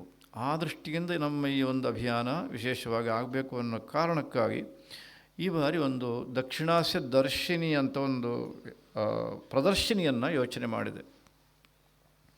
ಅದರ ವಿವರಣೆಗಳನ್ನು ನಿಮಗೆ ಆಮೇಲೆ ಕೊಡ್ತಾರೆ. ಆದರೆ ಅದರಲ್ಲಿ ಮುಖ್ಯವಾಗಿರತಕ್ಕಂಥದ್ದು ದಕ್ಷಿಣಾಮೂರ್ತಿ ಅಷ್ಟಕದಲ್ಲಿ ಬರತಕ್ಕಂಥ ವಿಚಾರಗಳನ್ನು ನಾವು ವೈಜ್ಞಾನಿಕ ಪ್ರಯೋಗಗಳ ಮೂಲಕ, ವೈಜ್ಞಾನಿಕ ಅಂದರೆ ವಿಜ್ಞಾನದ ನಾನಾ ಮುಖಗಳೇನಿದ್ದವೋ ಅದೆಲ್ಲವೂ ಇದೆ. ಉದಾಹರಣೆ ಗಣಿತ ಇದೆ, ಹಾಗೆ ಕೆಮಿಸ್ಟ್ರಿ ಇದೆ, ಜೀವಶಾಸ್ತ್ರ ಇದೆ, ಕಂಪ್ಯೂಟರ್ ಸೈನ್ಸ್ ಇದೆ. ಇದೆಲ್ಲವನ್ನು ಒಳಗೊಂಡಂತಹ ಒಂದು ಎಕ್ಸಿಬಿಷನ್. ಅದರಲ್ಲಿ ಸಾಧನಗಳನ್ನು ಆಯಾಯ ಕಾಲೇಜಿನವರೇ ತರ್ತಾರೆ. ನೀವು ಇದನ್ನು ಗುರುತು ಮಾಡ್ಕೊಂಡು ಬಿಡಿ. ಇದನ್ನು ಯಾರೋ ಸೈಂಟಿಸ್ಟ್ಸ್ ಮಾಡ್ತಾ ಇಲ್ಲ, ಅವರ ಸಹಾಯ ಇದೆ ಇದಕ್ಕೆ. ಆದರೆ ಈ ಎಲ್ಲ ಪ್ರಯೋಗಗಳನ್ನು ಮಾಡಿ ನಾಳೆ ಬಂದ ಸಮಸ್ತ ಆಸ್ತಿಕರಿಗೂ ವಿವರಣೆ ಕೊಟ್ಟು ಅದನ್ನು ಮನವರಿಕೆ ಮಾಡೋರು ವಿದ್ಯಾರ್ಥಿಗಳೇ. ಅವರೇ ಮಾಡೋದಿಲ್ಲ. ಅದಕ್ಕೆ ಪರಂ ಫೌಂಡೇಶನ್ ಅಂತ ಒಂದು ಸಂಸ್ಥೆ, ಇಲ್ಲಿ ಅನೇಕರು ಕೇಳಿರ್ಬೋದು ಇದರ ಬಗ್ಗೆ. ತುಂಬ ಒಳ್ಳೆಯ ಹೆಸರು ತೊಗೊಂಡಿದ್ದಾರೆ ಈ ಸಂಶೋಧನೆ ಇತ್ಯಾದಿಗಳ ವಿಷಯದಲ್ಲಿ, ಅದರಲ್ಲಿ ವಿಶೇಷವಾಗಿ ವಿದ್ಯಾರ್ಥಿಗಳನ್ನು ತಯಾರು ಮಾಡುವ ವಿಷಯದಲ್ಲಿ. ಅವರು ನಮಗೆ ಇದಕ್ಕೆ ಸಹಾಯವನ್ನು ಮಾಡ್ತಾ ಇದ್ದಾರೆ. ಅಂದರೆ ಅವರ ಸಂಸ್ಥೆಯಲ್ಲಿ ನಮ್ಮ ಕಾಲೇಜಿಂದ ನಾವು ಎಷ್ಟು ಆಯ್ಕೆ ಮಾಡಿದ್ದೇವೋ ಅವರೆಲ್ಲ ವಿದ್ಯಾರ್ಥಿಗಳು, ಆಯ್ಕೆ ಮಾಡಿದ ವಿದ್ಯಾರ್ಥಿಗಳು ಅಲ್ಲಿ ಹೋಗ್ತಾರೆ, ಅಲ್ಲಿ ಪ್ರಯೋಗವನ್ನು ಮಾಡ್ತಾ ಇದ್ದಾರೆ. ಈ ದಕ್ಷಿಣಾಮೂರ್ತಿಯ ಒಂದೊಂದು ಶ್ಲೋಕಕ್ಕೂ ಕೂಡ 5, 6 ಹೀಗೆ ಪ್ರಯೋಗಗಳನ್ನು ಮಾಡಿ ಅದನ್ನು ಈಗ ವಿಶೇಷವಾಗಿ ಅಭ್ಯಾಸ ಮಾಡಿ ನಾಡಿದ್ದು 29ನೇ ತಾರೀಕು ಅರಮನೆ ಮೈದಾನದಲ್ಲಿ ತ್ರಿಪುರವಾಸಿನಿ, ಸಾಮಾನ್ಯವಾಗಿ ಎಲ್ಲ ಎಕ್ಸಿಬಿಷನ್ ಆಗುವ ಆ ಒಂದು ಜಾಗ ನಮಗೆ ಗೊತ್ತೇ ಇದೆ, ಅಲ್ಲೇ ನಮ್ಮ ಎಕ್ಸಿಬಿಷನ್ ಕೂಡ ಇರುತ್ತೆ. ಅದು ಉದ್ಘಾಟನೆ ಬೆಳಗ್ಗೆ 10 ಗಂಟೆಗೆ ಆಗುತ್ತೆ. ಅದಕ್ಕೆ ನಮ್ಮ ದೇಶದ ಉಪರಾಷ್ಟ್ರಪತಿಗಳು ಅವರು ಬರ್ತಾರೆ, ಮತ್ತು ನಮ್ಮ ದೇಶದ ರೈಲ್ವೆ ಮಂತ್ರಿಗಳು ಅಶ್ವಿನಿ ವೈಷ್ಣವ್ ಅವರು ಕೂಡ ಬರೋದಕ್ಕೆ ಒಪ್ಕೊಂಡಿದ್ದಾರೆ. ಅವರ ಒಂದು ವಿಶೇಷವಾದಂಥ ಪ್ರೋತ್ಸಾಹ, ಇದರ ಒಂದು ವಿಶೇಷವಾದಂಥ ಲಾಭ ಅದು ಸಮಸ್ತ ಸಮಾಜಕ್ಕೆ ಆಗಲಿ ಅನ್ನೋ ಕಾರಣಕ್ಕೋಸ್ಕರ ಅವರನ್ನು ಜೋಡಿಸಿದೆ. ಅವರು ಉದ್ಘಾಟನೆ ಮಾಡುವವರಿದ್ದಾರೆ. ಆ ಮೂಲಕ ಪ್ರದರ್ಶನಿ ಉದ್ಘಾಟನೆ ಆಗುತ್ತೆ. ಆಮೇಲೆ 30ನೇ ತಾರೀಕು ಕೂಡ ಎಲ್ರಿಗೂ ಅದು ತೆರೆದಿರುತ್ತೆ. ನಾವು ಯಾರು ಬೇಕಾದರೂ ಹೋಗ್ಬೋದು, ವಿದ್ಯಾರ್ಥಿಗಳು ಹೋಗ್ಬೋದು, ದೊಡ್ಡವರು ಹೋಗ್ಬೋದು, ಎಲ್ಲರೂ ಹೋಗ್ಬೋದು. ಆದರೆ 31 ಮಹಾ ಸಮರ್ಪಣೆ ಇರೋದರಿಂದ ಆ ದಿವಸ ಸಮರ್ಪಣೆ ಮುಗಿಯುವ ತನಕವೂ ಕೂಡ ಪ್ರದರ್ಶನಿಯಲ್ಲಿ ಜಾಗ ಇದೆಯೋ ಅದರ ಒಳಗಡೆ ಹೋಗಿ ನಮಗೆ ನೋಡೋದಕ್ಕೆ ಅವಕಾಶ ಇರೋದಿಲ್ಲ. ಯಾಕೆಂದರೆ ಜಗದ್ಗುರುಗಳು ಬರ್ತಾರೆ, ಅವರು ನೋಡೋದಕ್ಕೆ ಆಸಕ್ತಿಯನ್ನು ಹೊಂದಿದ್ದಾರೆ. ಹಾಗೆ ಆ ದಿವಸ ಮತ್ತೆ ಇನ್ನಿಬ್ಬರು ಅತಿಥಿಗಳು ಬರ್ತಾರೆ, ಅವರಿಗೆಲ್ಲ ತೋರಿಸಬೇಕಾದಂಥ ಒಂದು ವಿಶೇಷ ಸಂದರ್ಭ ಇರೋದರಿಂದ ಸಾರ್ವಜನಿಕರಿಗೆ ಆವಾಗ ಆ ಸಮಯದಲ್ಲಿ ಇಲ್ಲ. ಅದಾದ ಮೇಲೆ ನಮಗೂ ಇದೆ. ಮತ್ತು ಭಾನುವಾರವೂ ಕೂಡ, ಅಂದರೆ 1ನೇ ತಾರೀಕು, ಫೆಬ್ರವರಿ 1ನೇ ತಾರೀಕು ಕೂಡ ಆ ಪ್ರದರ್ಶನಿ ಸಾಯಂಕಾಲವರೆಗೂ ಕೂಡ ತೆರೆದಿರುತ್ತೆ ನಮಗೆಲ್ಲರಿಗೂ ಕೂಡ ನೋಡೋದಕ್ಕೋಸ್ಕರ. ಆದರೆ 1 ಲಕ್ಷಕ್ಕೂ ಹೆಚ್ಚು ಜನ ಆ ದಿವಸ ಸಮರ್ಪಣೆಗೋಸ್ಕರ ಬರ್ತಕ್ಕಂಥ ಮಾತೆಯರಿರ್ಬೋದು, ವಿದ್ಯಾರ್ಥಿಗಳಿರ್ಬೋದು, ಅವರಿಗೆಲ್ಲ ಏನು ಕಥೆ? ಅವ್ರು ಮತ್ತೆ ಪ್ರದರ್ಶನಿ ನೋಡಲಿಕ್ಕೋಸ್ಕರ ಮತ್ತೆ ವಾಪಸ್ ಅರಮನೆ ಮೈದಾನಕ್ಕೆ ಬರಬೇಕೇ, ಅಥವಾ ಆ ದಿವಸವೇ ಇದೆಯೇ, ಅಥವಾ ಇಲ್ಲವೇ? ಇದೆಲ್ಲ ಪ್ರಶ್ನೆಗಳು ನಮ್ಮ ಪಾರಾಯಣಕರ್ತರುಗಳಿಗೆ ಬರ್ತಾನೇ ಇದೆ. ಆದರೆ ನಮ್ಮ ಕಾರ್ಯಕರ್ತರು ಅದನ್ನು ಬಹಳ ಯೋಚನೆ ಮಾಡಿ ಈ ಥರ ವ್ಯವಸ್ಥೆ ಮಾಡಿದ್ದಾರೆ. ನಾವು ಯಾರೂ ಕೂಡ ಅದಕ್ಕೆ ಆತಂಕ ಪಡಬೇಕಾದಿಲ್ಲ. 11 ಗಂಟೆಗೆ ಕಾರ್ಯಕ್ರಮ ಆರಂಭ, ಇದನ್ನು ನೀವು ಗುರುತು ಮಾಡಿಕೊಳ್ಬೋದು. 10 ಗಂಟೆಗೆ ನಾವೆಲ್ಲರೂ ಕೂಡ ಅರಮನೆ ಮೈದಾನದಲ್ಲಿ ಇರಬೇಕು. ಅರಮನೆ ಮೈದಾನದಲ್ಲಿ ನಮಗೆ ಪ್ರವೇಶ ಆದ ತಕ್ಷಣವೇ ಒಂದು ಸ್ವಲ್ಪ ಉಪಹಾರ ಕೊಡ್ತಾರೆ, ಅಲ್ಪಾಹಾರ ಕೊಡ್ತಾರೆ. ಅದನ್ನು ಸ್ವೀಕಾರ ಮಾಡಿ ನಾವು ನಮ್ಮ ಜಾಗದಲ್ಲಿ ಕೂತ್ಕೊಳ್ಬೇಕು. ದಕ್ಷಿಣಾಮೂರ್ತಿ ಅಷ್ಟಕ ಸಾಮೂಹಿಕವಾಗಿ 1-2 ಬಾರಿ ಒಂದು ಸಾರಿ ನಾವು ಏಕಕಂಠದಿಂದ ಹೇಳಬೇಕಾದ್ರಿಂದ ಅಭ್ಯಾಸ ಮಾಡಬೇಕು. ಅದಾದ ಮೇಲೆ ಸುಮಾರು ಅರ್ಧ ಗಂಟೆಗಳ ಕಾಲ ಈ ಇಡೀ ಪ್ರದರ್ಶನಿಯನ್ನು ಎಲ್ಲರಿಗೂ ಕೂಡ, ಲಕ್ಷಕ್ಕಿಂತಲೂ ಮೇಲೆ ಆ ದಿವಸ ನಾವೇನು ಸೇರ್ತೇವೆಯೋ ಅಷ್ಟು ಜನಕ್ಕೆ ಏಕಕಾಲಕ್ಕೆ ನಮಗೆ ಅದನ್ನು ತೋರಿಸ್ತಾರೆ, ಆ ವ್ಯವಸ್ಥೆಯನ್ನು ಮಾಡ್ತಾರೆ. ಹಾಗಾಗಿ ನಮಗೆ ಪ್ರದರ್ಶನಿ ನೋಡಲಿಕ್ಕೆ ಆಗಲಿಲ್ಲ ಅನ್ನತಕ್ಕಂಥ ಯಾವುದೇ ಆತಂಕಕ್ಕೆ ಕಾರಣವಿಲ್ಲ. ಬಂದ ವಿದ್ಯಾರ್ಥಿಗಳಿಗೂ ಅಷ್ಟೇ, ಉಳಿದವರಿಗೂ ಅಷ್ಟೇ. ಹೊರ ಊರಿಂದಲೂ ಬರ್ತಾರೆ, ಮೈಸೂರು, ಹಾಸನ, ತುಮಕೂರು, ಆ ಕಡೆ ಬಳ್ಳಾರಿ, ಈಗ ನಮ್ಮ ಕೇಳ್ತಾ ಇದ್ದರು ಕೊಪ್ಪಳ ಎಲ್ಲ ಬರ್ತಾರಾ ಅಂತ. ಖಂಡಿತ ಬರ್ತಾರೆ. ಧಾರವಾಡ, ಹುಬ್ಬಳ್ಳಿ, ಗುಲ್ಬರ್ಗ. ಅವರು ಮತ್ತೆ ಮರುದಿವಸ ಬರೋದಕ್ಕಾಗೋದಿಲ್ಲ, ಅವರು ಊರಿಗೆ ಹೋಗಬೇಕಾಗತ್ತೆ. ಅವರಿಗೆಲ್ಲ ನಷ್ಟ ಆಗಬಾರ್ದು, ಬೆಂಗಳೂರಿನಲ್ಲಿಯೂ ಅಷ್ಟೇ ಯಾರಿಗೂ ನಷ್ಟ ಆಗಬಾರ್ದು ಅನ್ನೋ ಕಾರಣಕ್ಕಾಗಿ ಆ ಒಂದು ವ್ಯವಸ್ಥೆಯನ್ನು ಮಾಡಿದೆ. ಅದಾದ ಮೇಲೆ ಗುರುಗಳು ದಯಮಾಡಿಸ್ತಾರೆ, ಅತಿಥಿಗಳು ಬರ್ತಾರೆ, ಕಾರ್ಯಕ್ರಮ ಆರಂಭ ಆಗುತ್ತೆ. ಅದು ಸುಮಾರು 2-2.5 ಗಂಟೆ ಕಾರ್ಯಕ್ರಮ ಇರುತ್ತೆ. ಅದಾದ ಮೇಲೆ ನಮಗೆ ಆಹಾರದ ವ್ಯವಸ್ಥೆಯನ್ನು ಮಾಡಿರ್ತಾರೆ. ನಾವು ಆಹಾರ ವ್ಯವಸ್ಥೆಯನ್ನು ಉಪಯೋಗ ಮಾಡಿಕೊಂಡು ನಮ್ಮ ವಾಹನಗಳಲ್ಲಿ ನಾವು ಮತ್ತೆ ಮನೆಗೆ ಹೋಗ್ಬೋದು. ಒಳಗೆ ಹೋಗಿ ನೋಡಬೇಕು ಅಂತ ಏನಾದರೂ ಯಾರಿಗಾದರೂ ವಿಶೇಷವಾಗಿ ಇದ್ದರೆ ಆಗ ನುಗ್ಗಲಾಗದಂತೆ, ಇದು ಬಹಳ ಮುಖ್ಯವಾದ್ದು. ಹೋಗೋದಕ್ಕೆ ಸಾಧ್ಯವಾದರೆ ನಾವು ಹೋಗ್ಬೋದು, ಆದರೆ ಬಹಳ ಕಷ್ಟ ಅಂತ ನಾವು ಭಾವಿಸಿದ್ದೇವೆ. ಯಾಕೆ ಅಂತಂದರೆ ಅದು ಸಹ ಅನೇಕ ಗಣ್ಯರು ಬರ್ತಾರೆ, ಅವರು ಅದನ್ನು ನೋಡಬೇಕು ಅಂತ ಅಪೇಕ್ಷೆ ಪಟ್ಟಿರ್ತಾರೆ. ಹಾಗೆ ಅವರಿಗೂ ತೋರಿಸಬೇಕಾಗತ್ತೆ, ನಮಗೂ ನೋಡಬೇಕಾಗತ್ತೆ. ಆ ಕಾರಣಕ್ಕಾಗಿ ಯಾರಿಗೂ ತೊಂದರೆ ಆಗಬಾರ್ದು ಅನ್ನೋದಕ್ಕಾಗಿ ಅಲ್ಲಿ ಕೂತಲ್ಲಿಗೆ ನಮಗೆ ತೋರಿಸುವಂಥ ವ್ಯವಸ್ಥೆ ಮಾಡೋದ್ರಿಂದ ನಾವೆಲ್ಲರೂ ಕೂಡ ಅದನ್ನೇ ಉಪಯೋಗ ಮಾಡೋದು ಹೆಚ್ಚು ಸೂಕ್ತ. ಹಾಗೇನಾದ್ರು ಬೇಕು ಅಂದರೆ ಮತ್ತೆ ಆವಾಗ ಮರುದಿವಸ ಬಂದು ನಾವು ನೋಡೋದೇ ಹೆಚ್ಚು ಸಮಂಜಸವಾಗುತ್ತೆ. ಇದಿಷ್ಟು ಈ ಬಾರಿಯ ಈ ಅಭಿಯಾನದ ಒಂದು ಬಹುಮುಖ್ಯವಾದ ಭಾಗ. ಇದು ಎಷ್ಟರ ಮಟ್ಟಿಗೆ ಅಂತಂದರೆ ಈ ಪರಂ ಫೌಂಡೇಶನ್ ಇದ್ದಾರಲ್ಲ, ಅವರ ಕಡೆಯಿಂದ ಒಬ್ಬರು ಮೊನ್ನೆ ಡೈರೆಕ್ಟ್ರು ಅಂತ ಕಾಣುತ್ತೆ, ಇನವಂಶಿ ಅಂತ ಒಬ್ಬರು ಮಹನೀಯರು ಬಂದಿದ್ದರು. ಬಹಳ ಯುವಕ ಇನ್ನೂ ಕೂಡ, ವಿದೇಶದಲ್ಲಿ 10-13 ವರ್ಷ ಇದ್ದು ಆಮೇಲೆ ಈಗ ಇದರೊಟ್ಟಿಗೆ ಈ ಸಂಸ್ಥೆಯೊಟ್ಟಿಗೆ ಕೆಲಸ ಮಾಡ್ತಾಯಿದ್ದಾರೆ. ಅವರು ಪ್ರಮುಖ ಹುದ್ದೆಯಲ್ಲಿದ್ದಾರೆ. ಅವರು ಒಂದು ಮೀಟಿಂಗ್ ಇತ್ತು, ಅದಕ್ಕೆ ಬಂದಿದ್ದರು. ಆಗ ಅವರು ಒಂದು ಅಭಿಪ್ರಾಯ ವ್ಯಕ್ತಪಡಿಸಿದರು. ನಾನು ಸಾಕಷ್ಟು ಈ ಥರದ್ದು ಪ್ರಯೋಗಗಳಿದೆಲ್ಲ ನೋಡಿದ್ದೇನೆ ಮತ್ತು ಮಾಡಿಸಿದ್ದೇನೆ, ಎಲ್ಲ ಸತ್ಯ. ಆದರೆ ಈಗ ಈ ವೇದಾಂತ ಭಾರತಿ ಕಡೆಯಿಂದ ನೀವೀಗೇನು ಯೋಚನೆ ಮಾಡಿದ್ದೀರಿ, ನಮ್ಮ ಸಹಕಾರ ಒಟ್ಟಿಗೆ ಇದನ್ನು ಮಾಡ್ತಾ ಇದ್ದೀರಲ್ಲ, ಇದು ಮೊದಲ ಬಾರಿಗೆ ಈ ಥರದೊಂದು ಪ್ರಯೋಗ ಮತ್ತು ಬಹಳ ಚೆನ್ನಾಗಿ ಆಗ್ತಾಯಿದೆ. ಇದು ಅವರೇ ಹೇಳಿದ್ದು, ಬಹಳ ಚೆನ್ನಾಗಿ ಆಗ್ತಾಯಿದೆ. ನಾನು ಬಹಳ ಸಂತೋಷ ಪಡ್ತಾ ಇದ್ದೇನೆ. ಇದನ್ನು ಇನ್ನೂ ನಾವು ಚೆನ್ನಾಗಿ ಮಾಡೋಣ, ಅದಕ್ಕೆ ನಮ್ಗೆ ಏನು ಸಹಕಾರ ಬೇಕೋ ಆದರೂ ನಮ್ಮದು ಇದೆ ಅಂತ ಈಗ ಒಂದು 4 ದಿವಸಗಳ ಹಿಂದೆ ಅವರು ಮೀಟಿಂಗ್ಗೆ ಬಂದಾಗ ಅಭಿಪ್ರಾಯ ವ್ಯಕ್ತಪಡಿಸಿದರು. ಹಾಗಾಗಿ ಈ ಬಾರಿ ಸಮರ್ಪಣೆ ಕೇವಲ ಅಷ್ಟೇ ಅಲ್ಲ, ದಕ್ಷಿಣಾಮೂರ್ತಿ ಸಮರ್ಪಣೆ ಒಂದು ಮಹಾ ಭಾಗ್ಯ.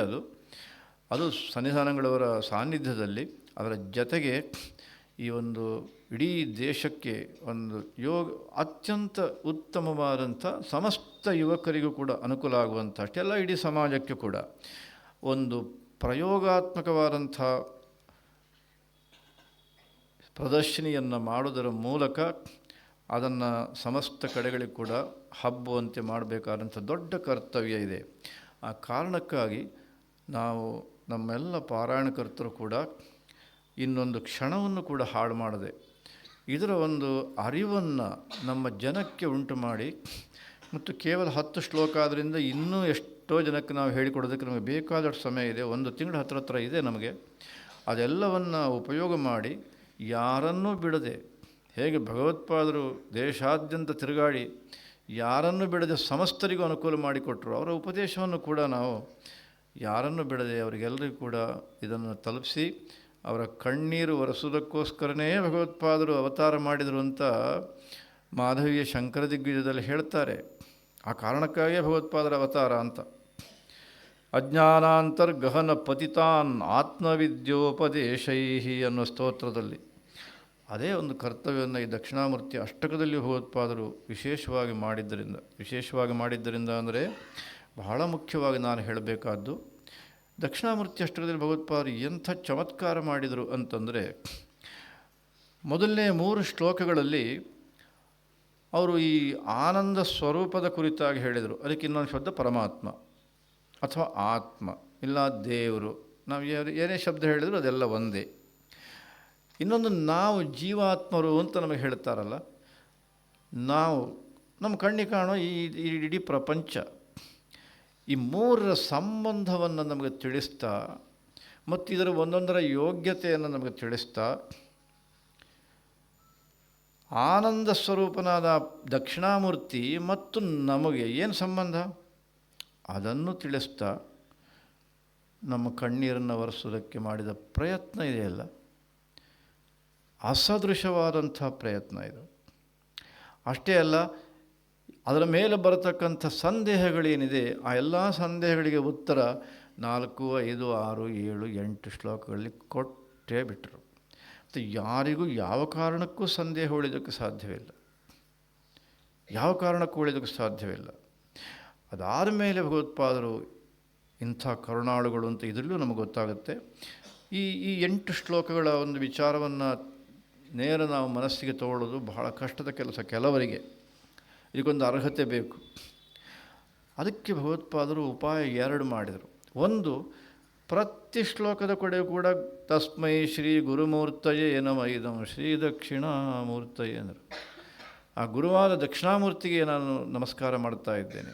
ಏನು ಪ್ರಯೋಜನ ಅಂತಂದರೆ, ಇದೇ ಈ ಎಲ್ಲ ನಮ್ಮ ಜೀವನದಲ್ಲಿ ಬರತಕ್ಕಂಥ ತೊಂದರೆಗಳಿದೆ ಸಾಧನಾ ಮಾರ್ಗದ ಜೀವನದಂದರೆ ಲೌಕಿಕ ಜೀವನದಲ್ಲೆಲ್ಲ ಈ ಆನಂದ ಸ್ವರೂಪನಾದ ದಕ್ಷಿಣಾಮೂರ್ತಿಯನ್ನು ನಾನು ಪೂರ್ಣ ಅನುಗ್ರಹಕ್ಕೆ ಪಾತ್ರರಾಗಬೇಕು ಅಂತ ಹೊರಡುವಾಗ ನಮಗೆ ಬರುವ ತೊಂದರೆಗಳಿದೆಯಲ್ಲ, ಸಂದೇಹಗಳು, ಅದೆಲ್ಲವನ್ನು ದೂರ ಮಾಡೋದಕ್ಕೆ ಬೇಕಾದಂಥ ಒಂದು ಅತ್ಯುತ್ತಮವಾದಂಥ ವಸ್ತು ಅಂದರೆ ಅದು ಗುರು. ಅದಕ್ಕಾಗಿ ಭಗವತ್ಪಾದ ದಕ್ಷಿಣಾಮೂರ್ತಿ ಅಂತ ಅಷ್ಟೇ ಹೇಳದೆ ಗುರುಮೂರ್ತಿಯಾದ ದಕ್ಷಿಣಾಮೂರ್ತಿಗೆ ನಮಸ್ಕಾರ. ಅದಾದ ಮೇಲೂ ಕೂಡ ಸಂದೇಹ ಬಂತು ಅಂದರೆ ಅದೇ ದಕ್ಷಿಣಾಮೂರ್ತಿಗೆ ನಮಸ್ಕಾರ ಮಾಡಿಕೊಂಡು ಸ್ತೋತ್ರ ಮಾಡ್ತಾ ಆ ಎಲ್ಲ ಸಂದೇಹಗಳನ್ನು ಪರಿಹಾರ ಮಾಡೋದಕ್ಕೆ ಬೇಕಾದಂಥ ಎಲ್ಲ ಸಣ್ಣ ಸಣ್ಣ ಉದಾಹರಣೆಗಳು ಮತ್ತು ಏನು ನಮಗೆ ಸಂದೇಹ ಬರಬಹುದೋ ಅಥವಾ ಸಮಸ್ಯೆಗಳು ಬರಬಹುದೋ ಅದೆಲ್ಲವನ್ನು ದೂರ ಮಾಡೋದಕ್ಕೆ ಅಷ್ಟು ಶ್ಲೋಕಗಳಲ್ಲಿ 4ನೇ ಶ್ಲೋಕದಿಂದ 8ನೇ ಶ್ಲೋಕದ ತನಕ ಕೂಡ ಉಪದೇಶ ಮಾಡಿ ಕೊನೆಗೆ ನಮಗೊಂದು ಅನುಕೂಲ ಮಾಡಿದ್ದೇನು ಅಂದರೆ, ಈ ದಕ್ಷಿಣಾಮೂರ್ತಿಗೆ ಯಾವುದೇ ರೂಪ ಹೇಳಲಿಲ್ಲ, ನಾನು ಆಗಲೇ ಹೇಳಿದೆ.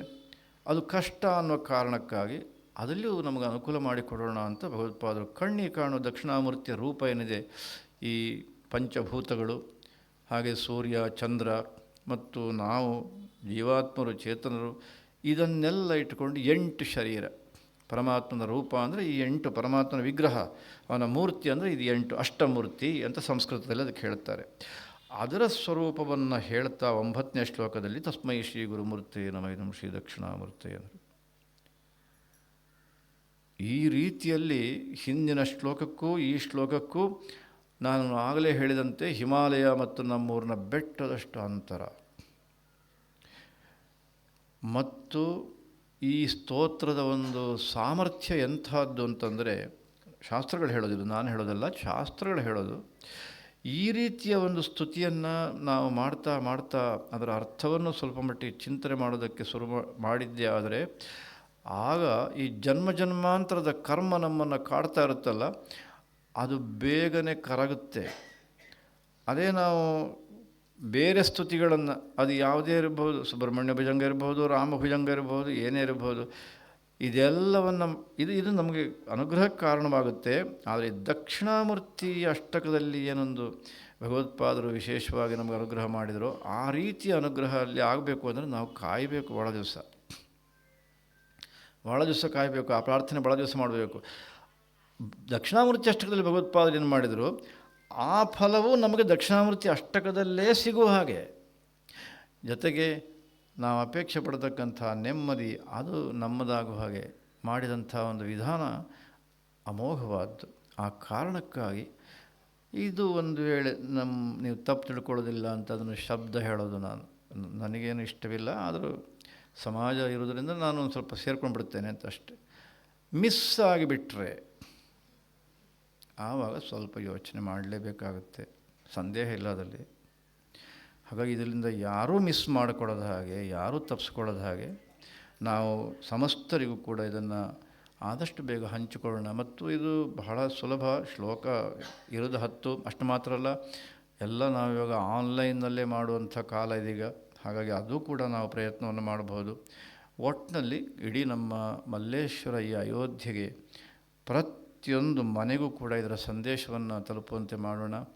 ಮತ್ತು ನಮಗೆ ಬಹಳ ಹತ್ತಿರ ಆದ್ದರಿಂದ ಆ ಒಂದು ಕಾರಣದಿಂದಲೂ ಕೂಡ ಹಿಂದಿನ ಅಭಿಯಾನದಲ್ಲಿ ನಾವು ನಮ್ಮದೇ ಆದಂಥ ವಿಶೇಷವಾದ ಪ್ರಯತ್ನವನ್ನು ಮಾಡ್ತಾ ಈ ಒಂದು ಪ್ರತಿಯೊಂದು ಅಭಿಯಾನದ ಸಂದರ್ಭದಲ್ಲಿಯೂ ಕೂಡ ಅದನ್ನು ಯಶಸ್ಸು ಮಾಡೋದಕ್ಕೆ ನಮ್ಮ ಪಾತ್ರವನ್ನು ಅತ್ಯಂತ ಚೆನ್ನಾಗಿ ನಾವು ಮಾಡಿಕೊಂಡು ಬಂದಿದ್ದೇವೆ ಮಲ್ಲೇಶ್ವರದವರು.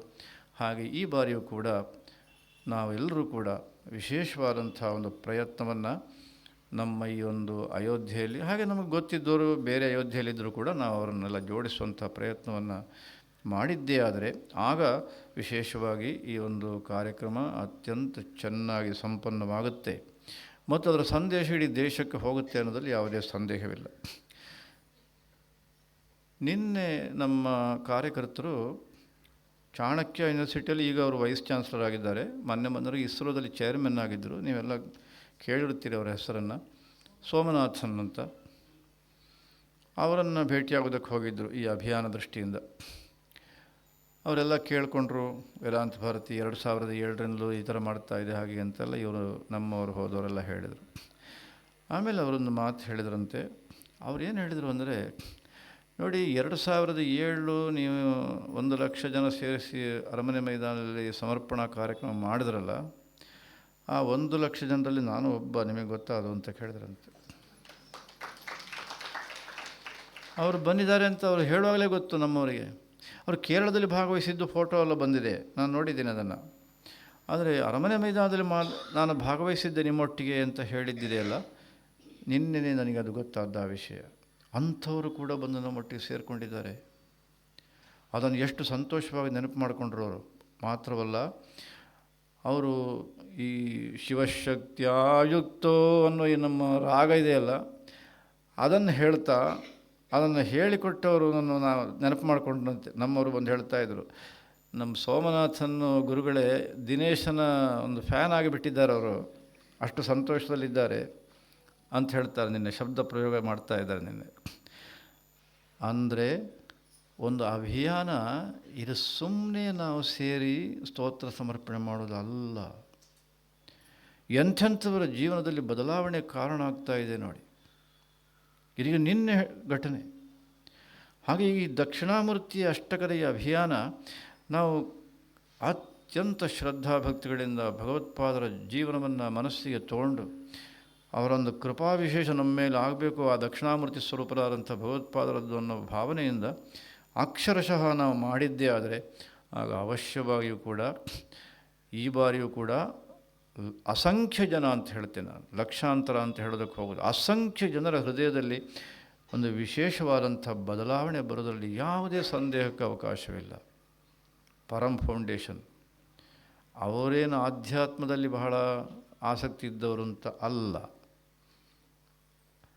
ಅವರು ಸೈನ್ಸಿನ ಬಗ್ಗೆ ಬಹಳ ಅವರಿಗೆ ಆಸಕ್ತಿ, ಸೈನ್ಸಿನ ಅನ್ವೇಷಣೆಗಳು ಇತ್ಯಾದಿಗಳು ಮಾಡ್ತಕ್ಕಂಥ ಸಂಸ್ಥೆ ಅದು. ಅದು ಈಗ ಈ ದಕ್ಷಿಣಾಮೂರ್ತಿ ಅಷ್ಟಕದ ಕುರಿತಾಗಿ ನಾವು ಅವರಿಗೆ ಹೇಳಿ ಅವ್ರ ಜೊತೆಗೆ ನಾವು ಸೇರೋದು ಅಂತ ಆದಮೇಲೆ ಈಗ ಭಾಳ ಯೋಚನೆ ಮಾಡ್ತಾ ಇದ್ದಾರೆ. ಎಷ್ಟರ ಮಟ್ಟಿಗೆ ಅಂತಂದರೆ ನನಗೆ ಗೊತ್ತಿಲ್ಲ, ನಾನು ಹೇಳೋದು ಕೇಳಿದ್ದು, ಇಲ್ಲಿ ಅನೇಕರು ನಿಮಗೆ ಗೊತ್ತಿರ್ಬೋದು, ನ್ಯೂಯಾರ್ಕ್ ಅಂತ ನೀವು ಕೇಳಿದ್ದೀರಾ.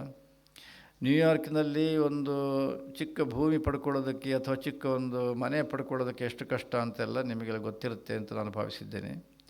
ಈ ಪರಂ ಫೌಂಡೇಶನ್ನವರು ನ್ಯೂಯಾರ್ಕ್ನಲ್ಲಿ ಒಂದು ಜಾಗವನ್ನು ತೊಗೊಂಡಿದ್ದಾರೆ ಅಂದರೆ ಅಲ್ಲಿ ಯಾರೋ ಕೊಟ್ರಂತೆ ಅವರಿಗೆ, ನೋಡಿ ಕೊಟ್ರಂತೆ.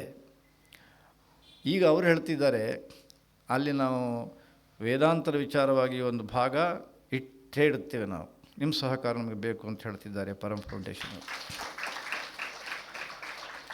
ಇನ್ನೂ ಅಭಿಯಾನ ನಾವು ಪೂರ್ತಿ ಸಮರ್ಪಣೆ ಆಗಲಿಲ್ಲ, ಕೇವಲ ಅವರ ಸಂಪರ್ಕ ಆಗಿದೆ, ಅಭ್ಯಾಸ ಅಷ್ಟೇ ಶುರುವಾಗಿದೆ. ನಾಳೆ ಈ ಅಭಿಯಾನದ ಮಹಾ ಸಮರ್ಪಣೆಗೆ ನಾವೆಲ್ಲ ಆ ವಿಶ್ವರೂಪವನ್ನು ಸೌಂದರ್ಯದಲ್ಲಿ ತೋರಿಸಿದಾಗೆ ತೋರಿಸಿದ್ದೇ ಆದರೆ ಆಗ ಹೇಗೆ ಆಗ್ಬೋದು ಅನ್ನೋದನ್ನು ನಾವು ಮನಸ್ಸಿಗೆ ತಂದುಕೊಳ್ಬೋದು ಅಂತ ನಾನು ಭಾವಿಸ್ತೇನೆ. ನನಗೆ ನಂಬಿಕೆ ಇದೆ, ಖಂಡಿತವಾಗಿಯೂ ಮಲ್ಲೇಶ್ವರ ಸುತ್ತಮುತ್ತಲಿನ ನಮ್ಮ ಎಲ್ಲ ಆಸ್ತಿಕರು ಕೂಡ ಅತ್ಯಂತ ಪ್ರಾಮಾಣಿಕತನದಿಂದ ಒಂದು ಕ್ಷಣವನ್ನು ನಷ್ಟ ಮಾಡದೆ ಅವಶ್ಯವಾಗಿಯೂ ಸಮಸ್ತರಿಗೂ ತಲುಪಿಸಿ ಎಲ್ಲರೂ ಕೂಡ ಶ್ರೇಯಸ್ಸನ್ನು ಕಾಣುವಂತೆ ಮಾಡುವಂಥ ಈ ಪ್ರಯತ್ನದಲ್ಲಿ ಭಾಗಿಗಳಾಗಿ ವಿಶೇಷವಾದಂಥ ಭಗವತ್ಪಾದರ ಕೃಪೆಗೆ ನಾವು ಪಾತ್ರರಾಗ್ತೇವೆ ಅನ್ನುವ ವಿಶ್ವಾಸದೊಂದಿಗೆ ನಿಮಗೆಲ್ಲರಿಗೂ ಕೂಡ ನಮ್ಮ ಆರಾಧ್ಯ ಮೂರ್ತಿ ಪರಿಪೂರ್ಣವಾದ ಶ್ರೇಯಸ್ಸನ್ನು ಕರುಣಿಸಲಿ ಮತ್ತು ನಮ್ಮ ಆರಾಧ್ಯರೆಯವರು ನಿಮ್ಮ ಕುಟುಂಬದವರಿಗೂ ಕೂಡ ಶ್ರೇಯಸ್ಸನ್ನು ಕರುಣಿಸಲಿ ಅಂತ ಪ್ರಾರ್ಥನೆಯನ್ನು ಮಾಡ್ತೇನೆ. ಇನ್ನು ನಮ್ಮ ಕೌಶಿಕ್ ಜೋಶಿಯವರೊಂದು ಮಾತನ್ನು ಹೇಳಿದರು. ಇವತ್ತು ಮೃಗಶಿರ ನಕ್ಷತ್ರ, ಅದು ಗುರುಗಳ ಜನ್ಮ ನಕ್ಷತ್ರ. ಪಾದುಕ ಒಂದು ಪೂಜೆ ನಾವು ವಿಶೇಷವಾಗಿ ಆ ನಕ್ಷತ್ರ ದಿವಸ ಮಾಡ್ತಾ ಬಂದಿದ್ದೇವೆ. ಇವತ್ತು ಬೆಳಗ್ಗೆ ಆಗಿದೆ. ಈಗ ಇವತ್ತು ಸಂಜೆ ಈ ಒಂದು ಕಾರ್ಯಕ್ರಮ ಇದೆ, ಸ್ವಾಮಿಗಳು ಬಂದಿದ್ದಾರೆ ಅಂತ ಸಂತೋಷವನ್ನು ವ್ಯಕ್ತಪಡಿಸಿದರು. ನಾನು ಅದಕ್ಕಿಂತ ಹೆಚ್ಚು ಸಂತೋಷಪಡ್ತೇನೆ.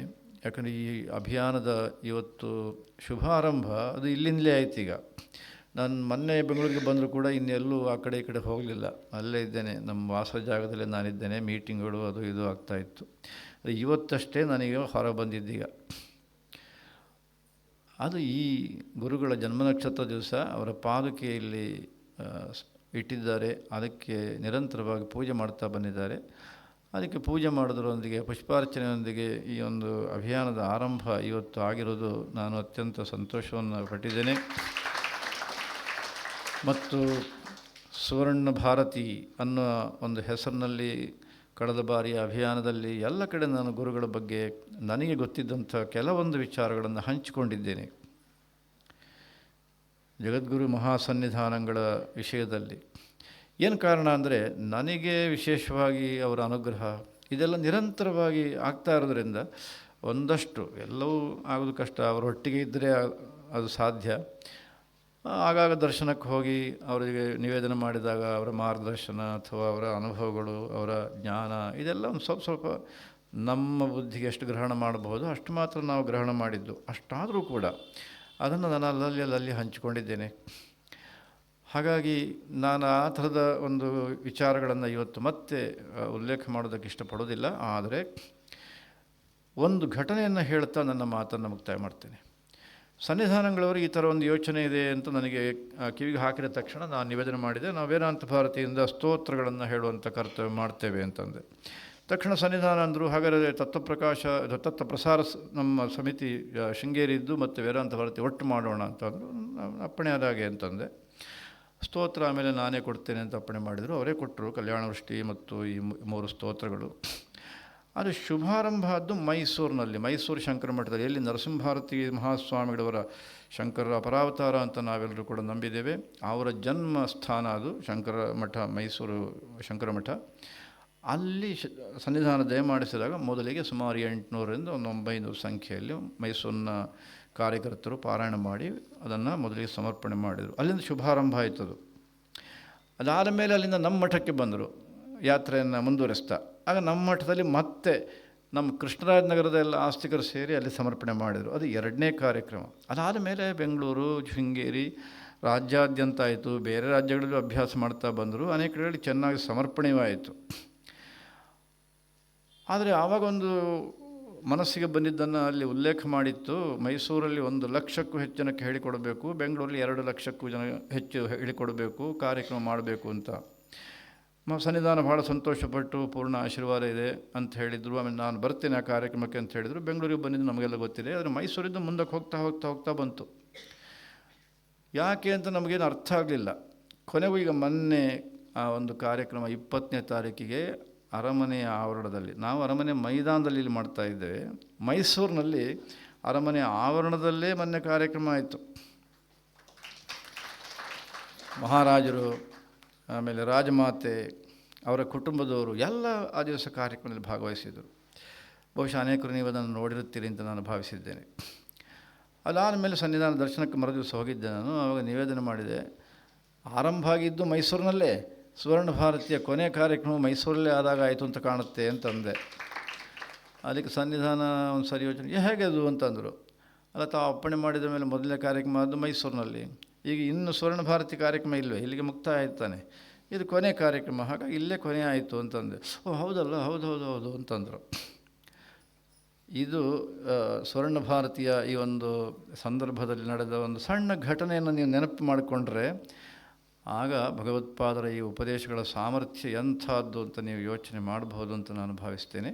ಅದರಲ್ಲೂ ಈಗ ದಕ್ಷಿಣಾಮೂರ್ತಿ ಅಷ್ಟಕದ ಕುರಿತಾಗಿ ನಾವು ಈ ಪ್ರಯತ್ನವನ್ನು ಇನ್ನಷ್ಟಲ್ಲ ಮತ್ತಷ್ಟಲ್ಲ ಪರಿಪೂರ್ಣವಾಗಿ ಆ ಪ್ರಯತ್ನವನ್ನು ಹಾಕೋಣ. ಆ ಮುಖಾಂತರ ಸಮಸ್ತ ಸಮಾಜಕ್ಕೆ ಒಂದು ಒಳ್ಳೆಯ ಸಂದೇಶವನ್ನು ಕೊಡೋಣ ಅಂತ ಹೇಳ್ತಾ, ಸಂಬಂಧಪಟ್ಟವರಿಗೆಲ್ಲರಿಗೂ ಕೂಡ ವಿಶೇಷವಾದ ನಾರಾಯಣ ಸ್ಮರಣೆಗಳನ್ನು ತಿಳಿಸ್ತೇನೆ. ಜೊತೆಗೆ ಜಗದ್ಗುರು ಮಹಾಸನ್ನಿಧಾನಗಳು ಹಾಗೂ ಸನ್ನಿಧಾನ ಈ ಕಾರ್ಯಕ್ರಮಕ್ಕೂ ಕೂಡ ದಯಮಾಡಿಸ್ತಾರೆ. ಅವರ ಇಬ್ಬರ ಚರಣಾರವಿಂದಗಳಿಗೆ ಈ ಸಂದರ್ಭದಲ್ಲಿ ಮನಸಾರೆ ಸಾಷ್ಟಾಂಗ ನಮಸ್ಕಾರ ಸಮರ್ಪಿಸ್ತಾ ಮಾತನ್ನು ಮುಕ್ತಾಯ ಮಾಡ್ತೇನೆ. ಹರ ನಮಃ ಪಾರ್ವತೀಪತಯೇ, ಹರ ಹರ ಮಹಾದೇವ. ಸೀತಾಕಾಂತ ಸ್ಮರಣಂ ಜಯ ಜಯ ರಾಮ್.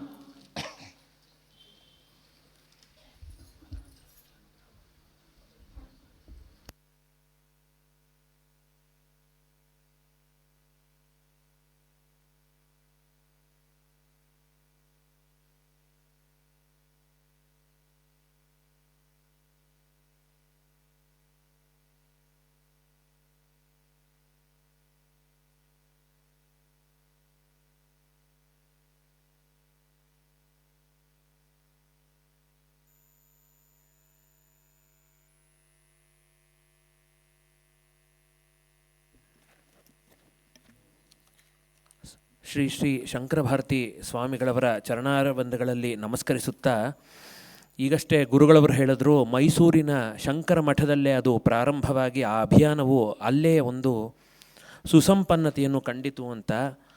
ಆ ಮೈಸೂರು ಶಂಕರ ಮಠವು ಜಗದ್ಗುರು ಶ್ರೀ ಸಚ್ಚಿದಾನಂದ ಶಿವಾಭಿನವ ನೃಸಿಂಹ ಭಾರತಿ ಮಹಾಸ್ವಾಮಿಗಳವರ ಜನ್ಮಭೂಮಿ ಕ್ಷೇತ್ರವಾಗಿದೆ. ಯಾವ ಒಂದು ಸ್ಥಳದಲ್ಲಿ ಗುರುಗಳವರ ಜನ್ಮವು ಆಯಿತೋ, ಅವತಾರವೂ ಆಯಿತೋ, ಅದೇ ಒಂದು ಪ್ರದೇಶವನ್ನು ಜಗದ್ಗುರು ಶ್ರೀ ಚಂದ್ರಶೇಖರ ಭಾರತಿ ಮಹಾಸ್ವಾಮಿಗಳವರು ನಾಲ್ವಡಿ ಕೃಷ್ಣರಾಜ ಒಡೆಯರ್ ಮಹಾಪ್ರಭುಗಳ ಒಂದು ಸಹಕಾರದೊಂದಿಗೆ ಅಲ್ಲಿ ಒಂದು ಸುಂದರವಾದ ಶಂಕರ ಮಠವನ್ನು ನಿರ್ಮಿಸಿ, ಆ ಶಂಕರ ಮಠಕ್ಕೆ ಅಭಿನವ ಶಂಕರಾಲಯ ಅಂತ ಅದಕ್ಕೆ ಹೆಸರನ್ನು ದಯಪಾಲಿಸಿದರು. ಯಾಕಾಗಿ ಅಭಿನವ ಶಂಕರಾಲಯ ಅಂದರೆ ಅವರು ಶಂಕರ ಭಗವತ್ಪಾದರ ಅವತಾರವೆಂದೇ ಪುನರವತಾರವೆಂದೇ ಲೋಕ ಪ್ರಸಿದ್ಧಿಯೂ ಇದ್ದರಿಂದ ಅವರನ್ನು ಅಭಿನವ ಶಂಕರ ಎಂದು ಎಲ್ಲರೂ ಕರೆಯುತ್ತಿದ್ದರು. ಹಾಗಾಗಿ ಆ ಒಂದು ಆಲಯಕ್ಕೆ ಅಭಿನವ ಶಂಕರಾಲಯ ಅಂತ ಹೆಸರಿಸಲಾಯಿತು. ಆ ಅಭಿನವ ಶಂಕರರು ಜಗದ್ಗುರು ಶ್ರೀ ಸಚ್ಚಿದಾನಂದ ಶಿವಾಭಿನವ ನೃಸಿಂಹ ಭಾರತಿ ಮಹಾಸ್ವಾಮಿಗಳವರು ರಚಿಸಿರುವ ವಾಗ್ದೇವಿ ಸ್ತೋತ್ರವನ್ನು ಸಹ ಮೈಸೂರಿನಲ್ಲಿ ಎಲ್ಲರೂ ಸೇರಿ ಪಠಿಸಿದರು. ಇದು ನಮ್ಮ ಬೆಂಗಳೂರಿನವ್ರಿಗಿಂತ ಒಂದಷ್ಟು ಜಾಸ್ತಿಯೇ ಆಶೀರ್ವಾದ ಮೈಸೂರಿನವ್ರಿಗೆ ದೊರಕಿತು ಅಂತ ಹೇಳಿ ನಮಗೆಲ್ಲ ಒಂದು ಭಾವನೆ ಬಂತು. ಆ ಕ್ಷಣ ನಾವೆಲ್ಲರೂ ಅದನ್ನು ಕಲಿಯೋದಕ್ಕೆ ಅಥವಾ ಅದ್ರ ಬಗ್ಗೆ ತಿಳ್ಕೊಳ್ಳೋದಕ್ಕೆ ಅವಕಾಶ ಆಗಲಿಲ್ಲ ಅಂತ. ಆದರೆ ಈಗ ಲತಾ ಭಗಿನಿಯವರು ಈ ಒಂದು ಸ್ತೋತ್ರವನ್ನು ಇಲ್ಲಿ ಹೇಳಿದ್ರೆ ಚೆನ್ನಾಗಿರುತ್ತೆ ಅಂತ ಹೇಳ್ತಿದ್ದಾರೆ. ದಿನೇಶ್ ಅವರು ವೇದ ಬ್ರಹ್ಮಶ್ರೀ ದಿನೇಶ್ ಅವರು ಅದನ್ನು ಹೇಳ್ತಾರೆ ಒಂದು ಸರ್ತಿ. ನಾವೆಲ್ಲರೂ ಅದನ್ನು ಮುಂದೆ ಕಲಿಯುವಂತಾಗಲಿ, ನಾವೆಲ್ಲರೂ ಕಲಿತು ಅದನ್ನು ಸಹ ನಮ್ಮ ದಿನನಿತ್ಯದ ಒಂದು ಪಾರಾಯಣದಲ್ಲಿ ರೂಢಿಸಿಕೊಳ್ಳೋಣ. ಅಭಿನವ ಶಂಕರರಿಂದ ರಚಿತವಾದಂತಹ ಶ್ರೀ ವಾಗ್ದೇವಿ ಸ್ತೋತ್ರವನ್ನು ದಿನೇಶ್ ಹೆಗಡೆಯವರು ಈಗ ಎಲ್ರಿಗೂ ಹೇಳ್ತಾರೆ. ಎಲ್ಲರೂ ಅದನ್ನು ಕೇಳಿಸ್ಕೊಳ್ಳೋಣ. ನಂತರ ಗುರುಗಳವರು ಪ್ರತಿಯೊಬ್ಬರಿಗೂ ಫಲಮಂತ್ರಾಕ್ಷತೆಯನ್ನು ಅನುಗ್ರಹ ಮಾಡಲಿದ್ದಾರೆ. ಅದೇ ಸಮಯದಲ್ಲಿ ಎಲ್ಲರೂ ಕುಳಿತುಕೊಂಡು ಸಾವಧಾನವಾಗಿ ಶಿವಪಂಚಾಕ್ಷರ ನಕ್ಷತ್ರಮಾಲಾ ಸ್ತೋತ್ರವನ್ನು ಪಾರಾಯಣ ಮಾಡ್ತಾ ಇರಬೇಕು ಅಂತ ಹೇಳಿ ಗುರುಗಳ ಅಪ್ಪಣೆ ಆಗಿದೆ. ಒಂದೊಂದೇ ಲೈನು ನಾವು ತಿಳಿಸ್ತಾ ಬರ್ತೀವಿ, ಆ ಲೈನ್ನವ್ರು ಮಾತ್ರ ಎದ್ದು ಬಂದು ಫಲಮಂತ್ರಾಕ್ಷತೆಯನ್ನು ಸ್ವೀಕಾರ ಮಾಡಬೇಕು. ತುಂಬ ಶಿಸ್ತುಬದ್ಧವಾಗಿ ನಡೆಸ್ಕೊಟ್ರೆ ಅದು ಈ ಕಾರ್ಯಕ್ರಮಕ್ಕೆ ಮೆರುಗನ್ನು ಕೊಡಲಿದೆ ಅಂತ ಹೇಳ್ತಾ ಈಗ ಅವರು ಆ ಸ್ತೋತ್ರವನ್ನು ಹೇಳಲಿದ್ದಾರೆ.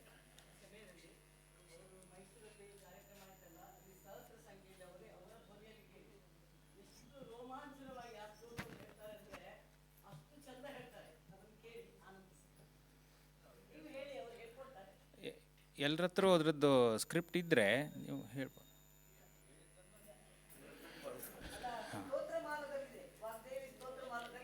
ವಾಗ್ದೇವಿ ಸ್ತವಃ ಅಂತ ಇದೆ.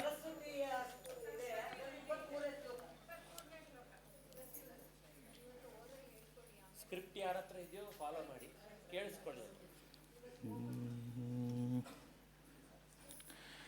ವಾದೇ ಶಕ್ತಿ ಪ್ರದಾತ್ರೀ ವಾದೇ ಶಕ್ತಿ ಪ್ರದಾತ್ರೀ ಪ್ರಣತ ಜನನತೇಃ ಸಂತತಂ ಸತ್ಸಭಾಯಾಂ ಪ್ರಶ್ನಾನಾಂ ದುಸ್ತರಾಣಾಮಪಿ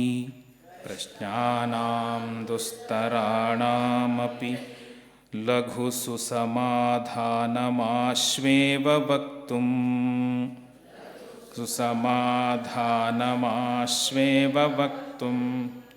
ವಾಗೀಶಾದ್ಯೈಃ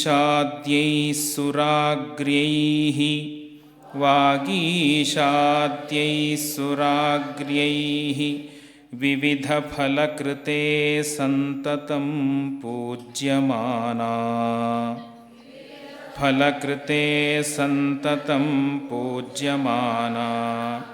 ವಾಗ್ದೇವಿ ವಾಂಛಿತಂ ಮೇ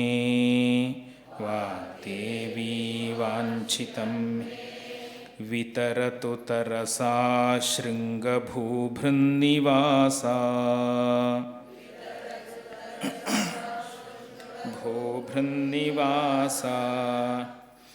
ವ್ಯಾಖ್ಯಾಮುದ್ರಾಕ್ಷಮಾಲಾ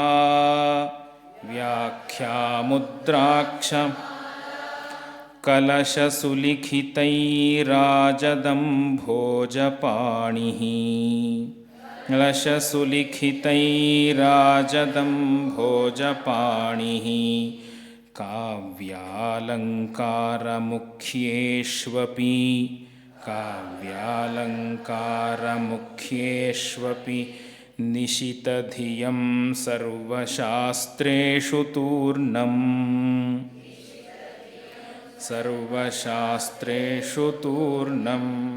मूकेभ्योऽप्यार्द्रचित्ता दिशति करुणया याजवात्सा कृपाब्धिः करुणया याजवात्सा कृपाब्धिः वाग्देवी वाञ्छितं मे वाग्देवी वाञ्छितं वितरतु तरसा शृङ्गभूभृन्निवासा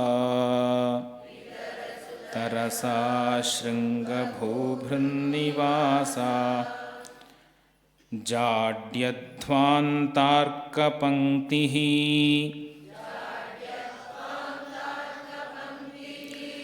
तनुजितरजनीकान्तगर्वागमानां तनुजितरजनीकान्तगर्वागमानां शीर्ष्यैः संस्तूयमाना शीर्ष्यैः संस्तूयमाना मुनिवरनिकरैः सन्ततं भक्तिनम्रैः मुनिवरनिकरैः सन्ततं भक्तिनम्रैः कारुण्यापारवारान्निधि रुण्यापार निधिरगतनया सिन्धुकन्याभिवाद्या निधिरगतनया सिन्धुकन्याभिवाद्या वाग्देवी वाञ्छितं मे वाग्देवी वाञ्छितं मे वितरतु तरसा शृङ्गभूभृन्निवासा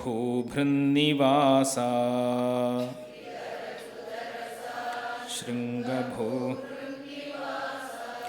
वाग्देवी वाञ्छितं मे वितरतु तरसा शृङ्गभूभृन्निवासा वाग्देवी वाञ्छितं मे वितरतु तरसा शृङ्गभूभृन्निवासा.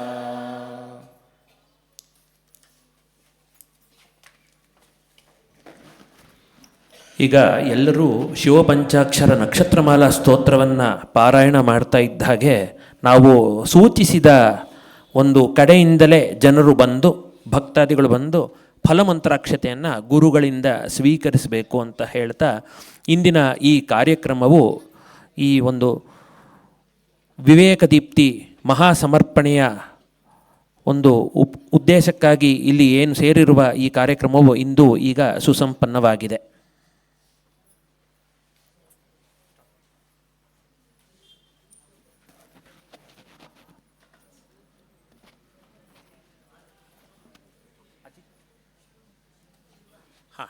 ಪ್ರಾರಂಭ ಮಾಡಿ. ಮೊದಲಿಗೆ ಸರ್ SL ಇಂಟ್ರೆಸ್ಟ್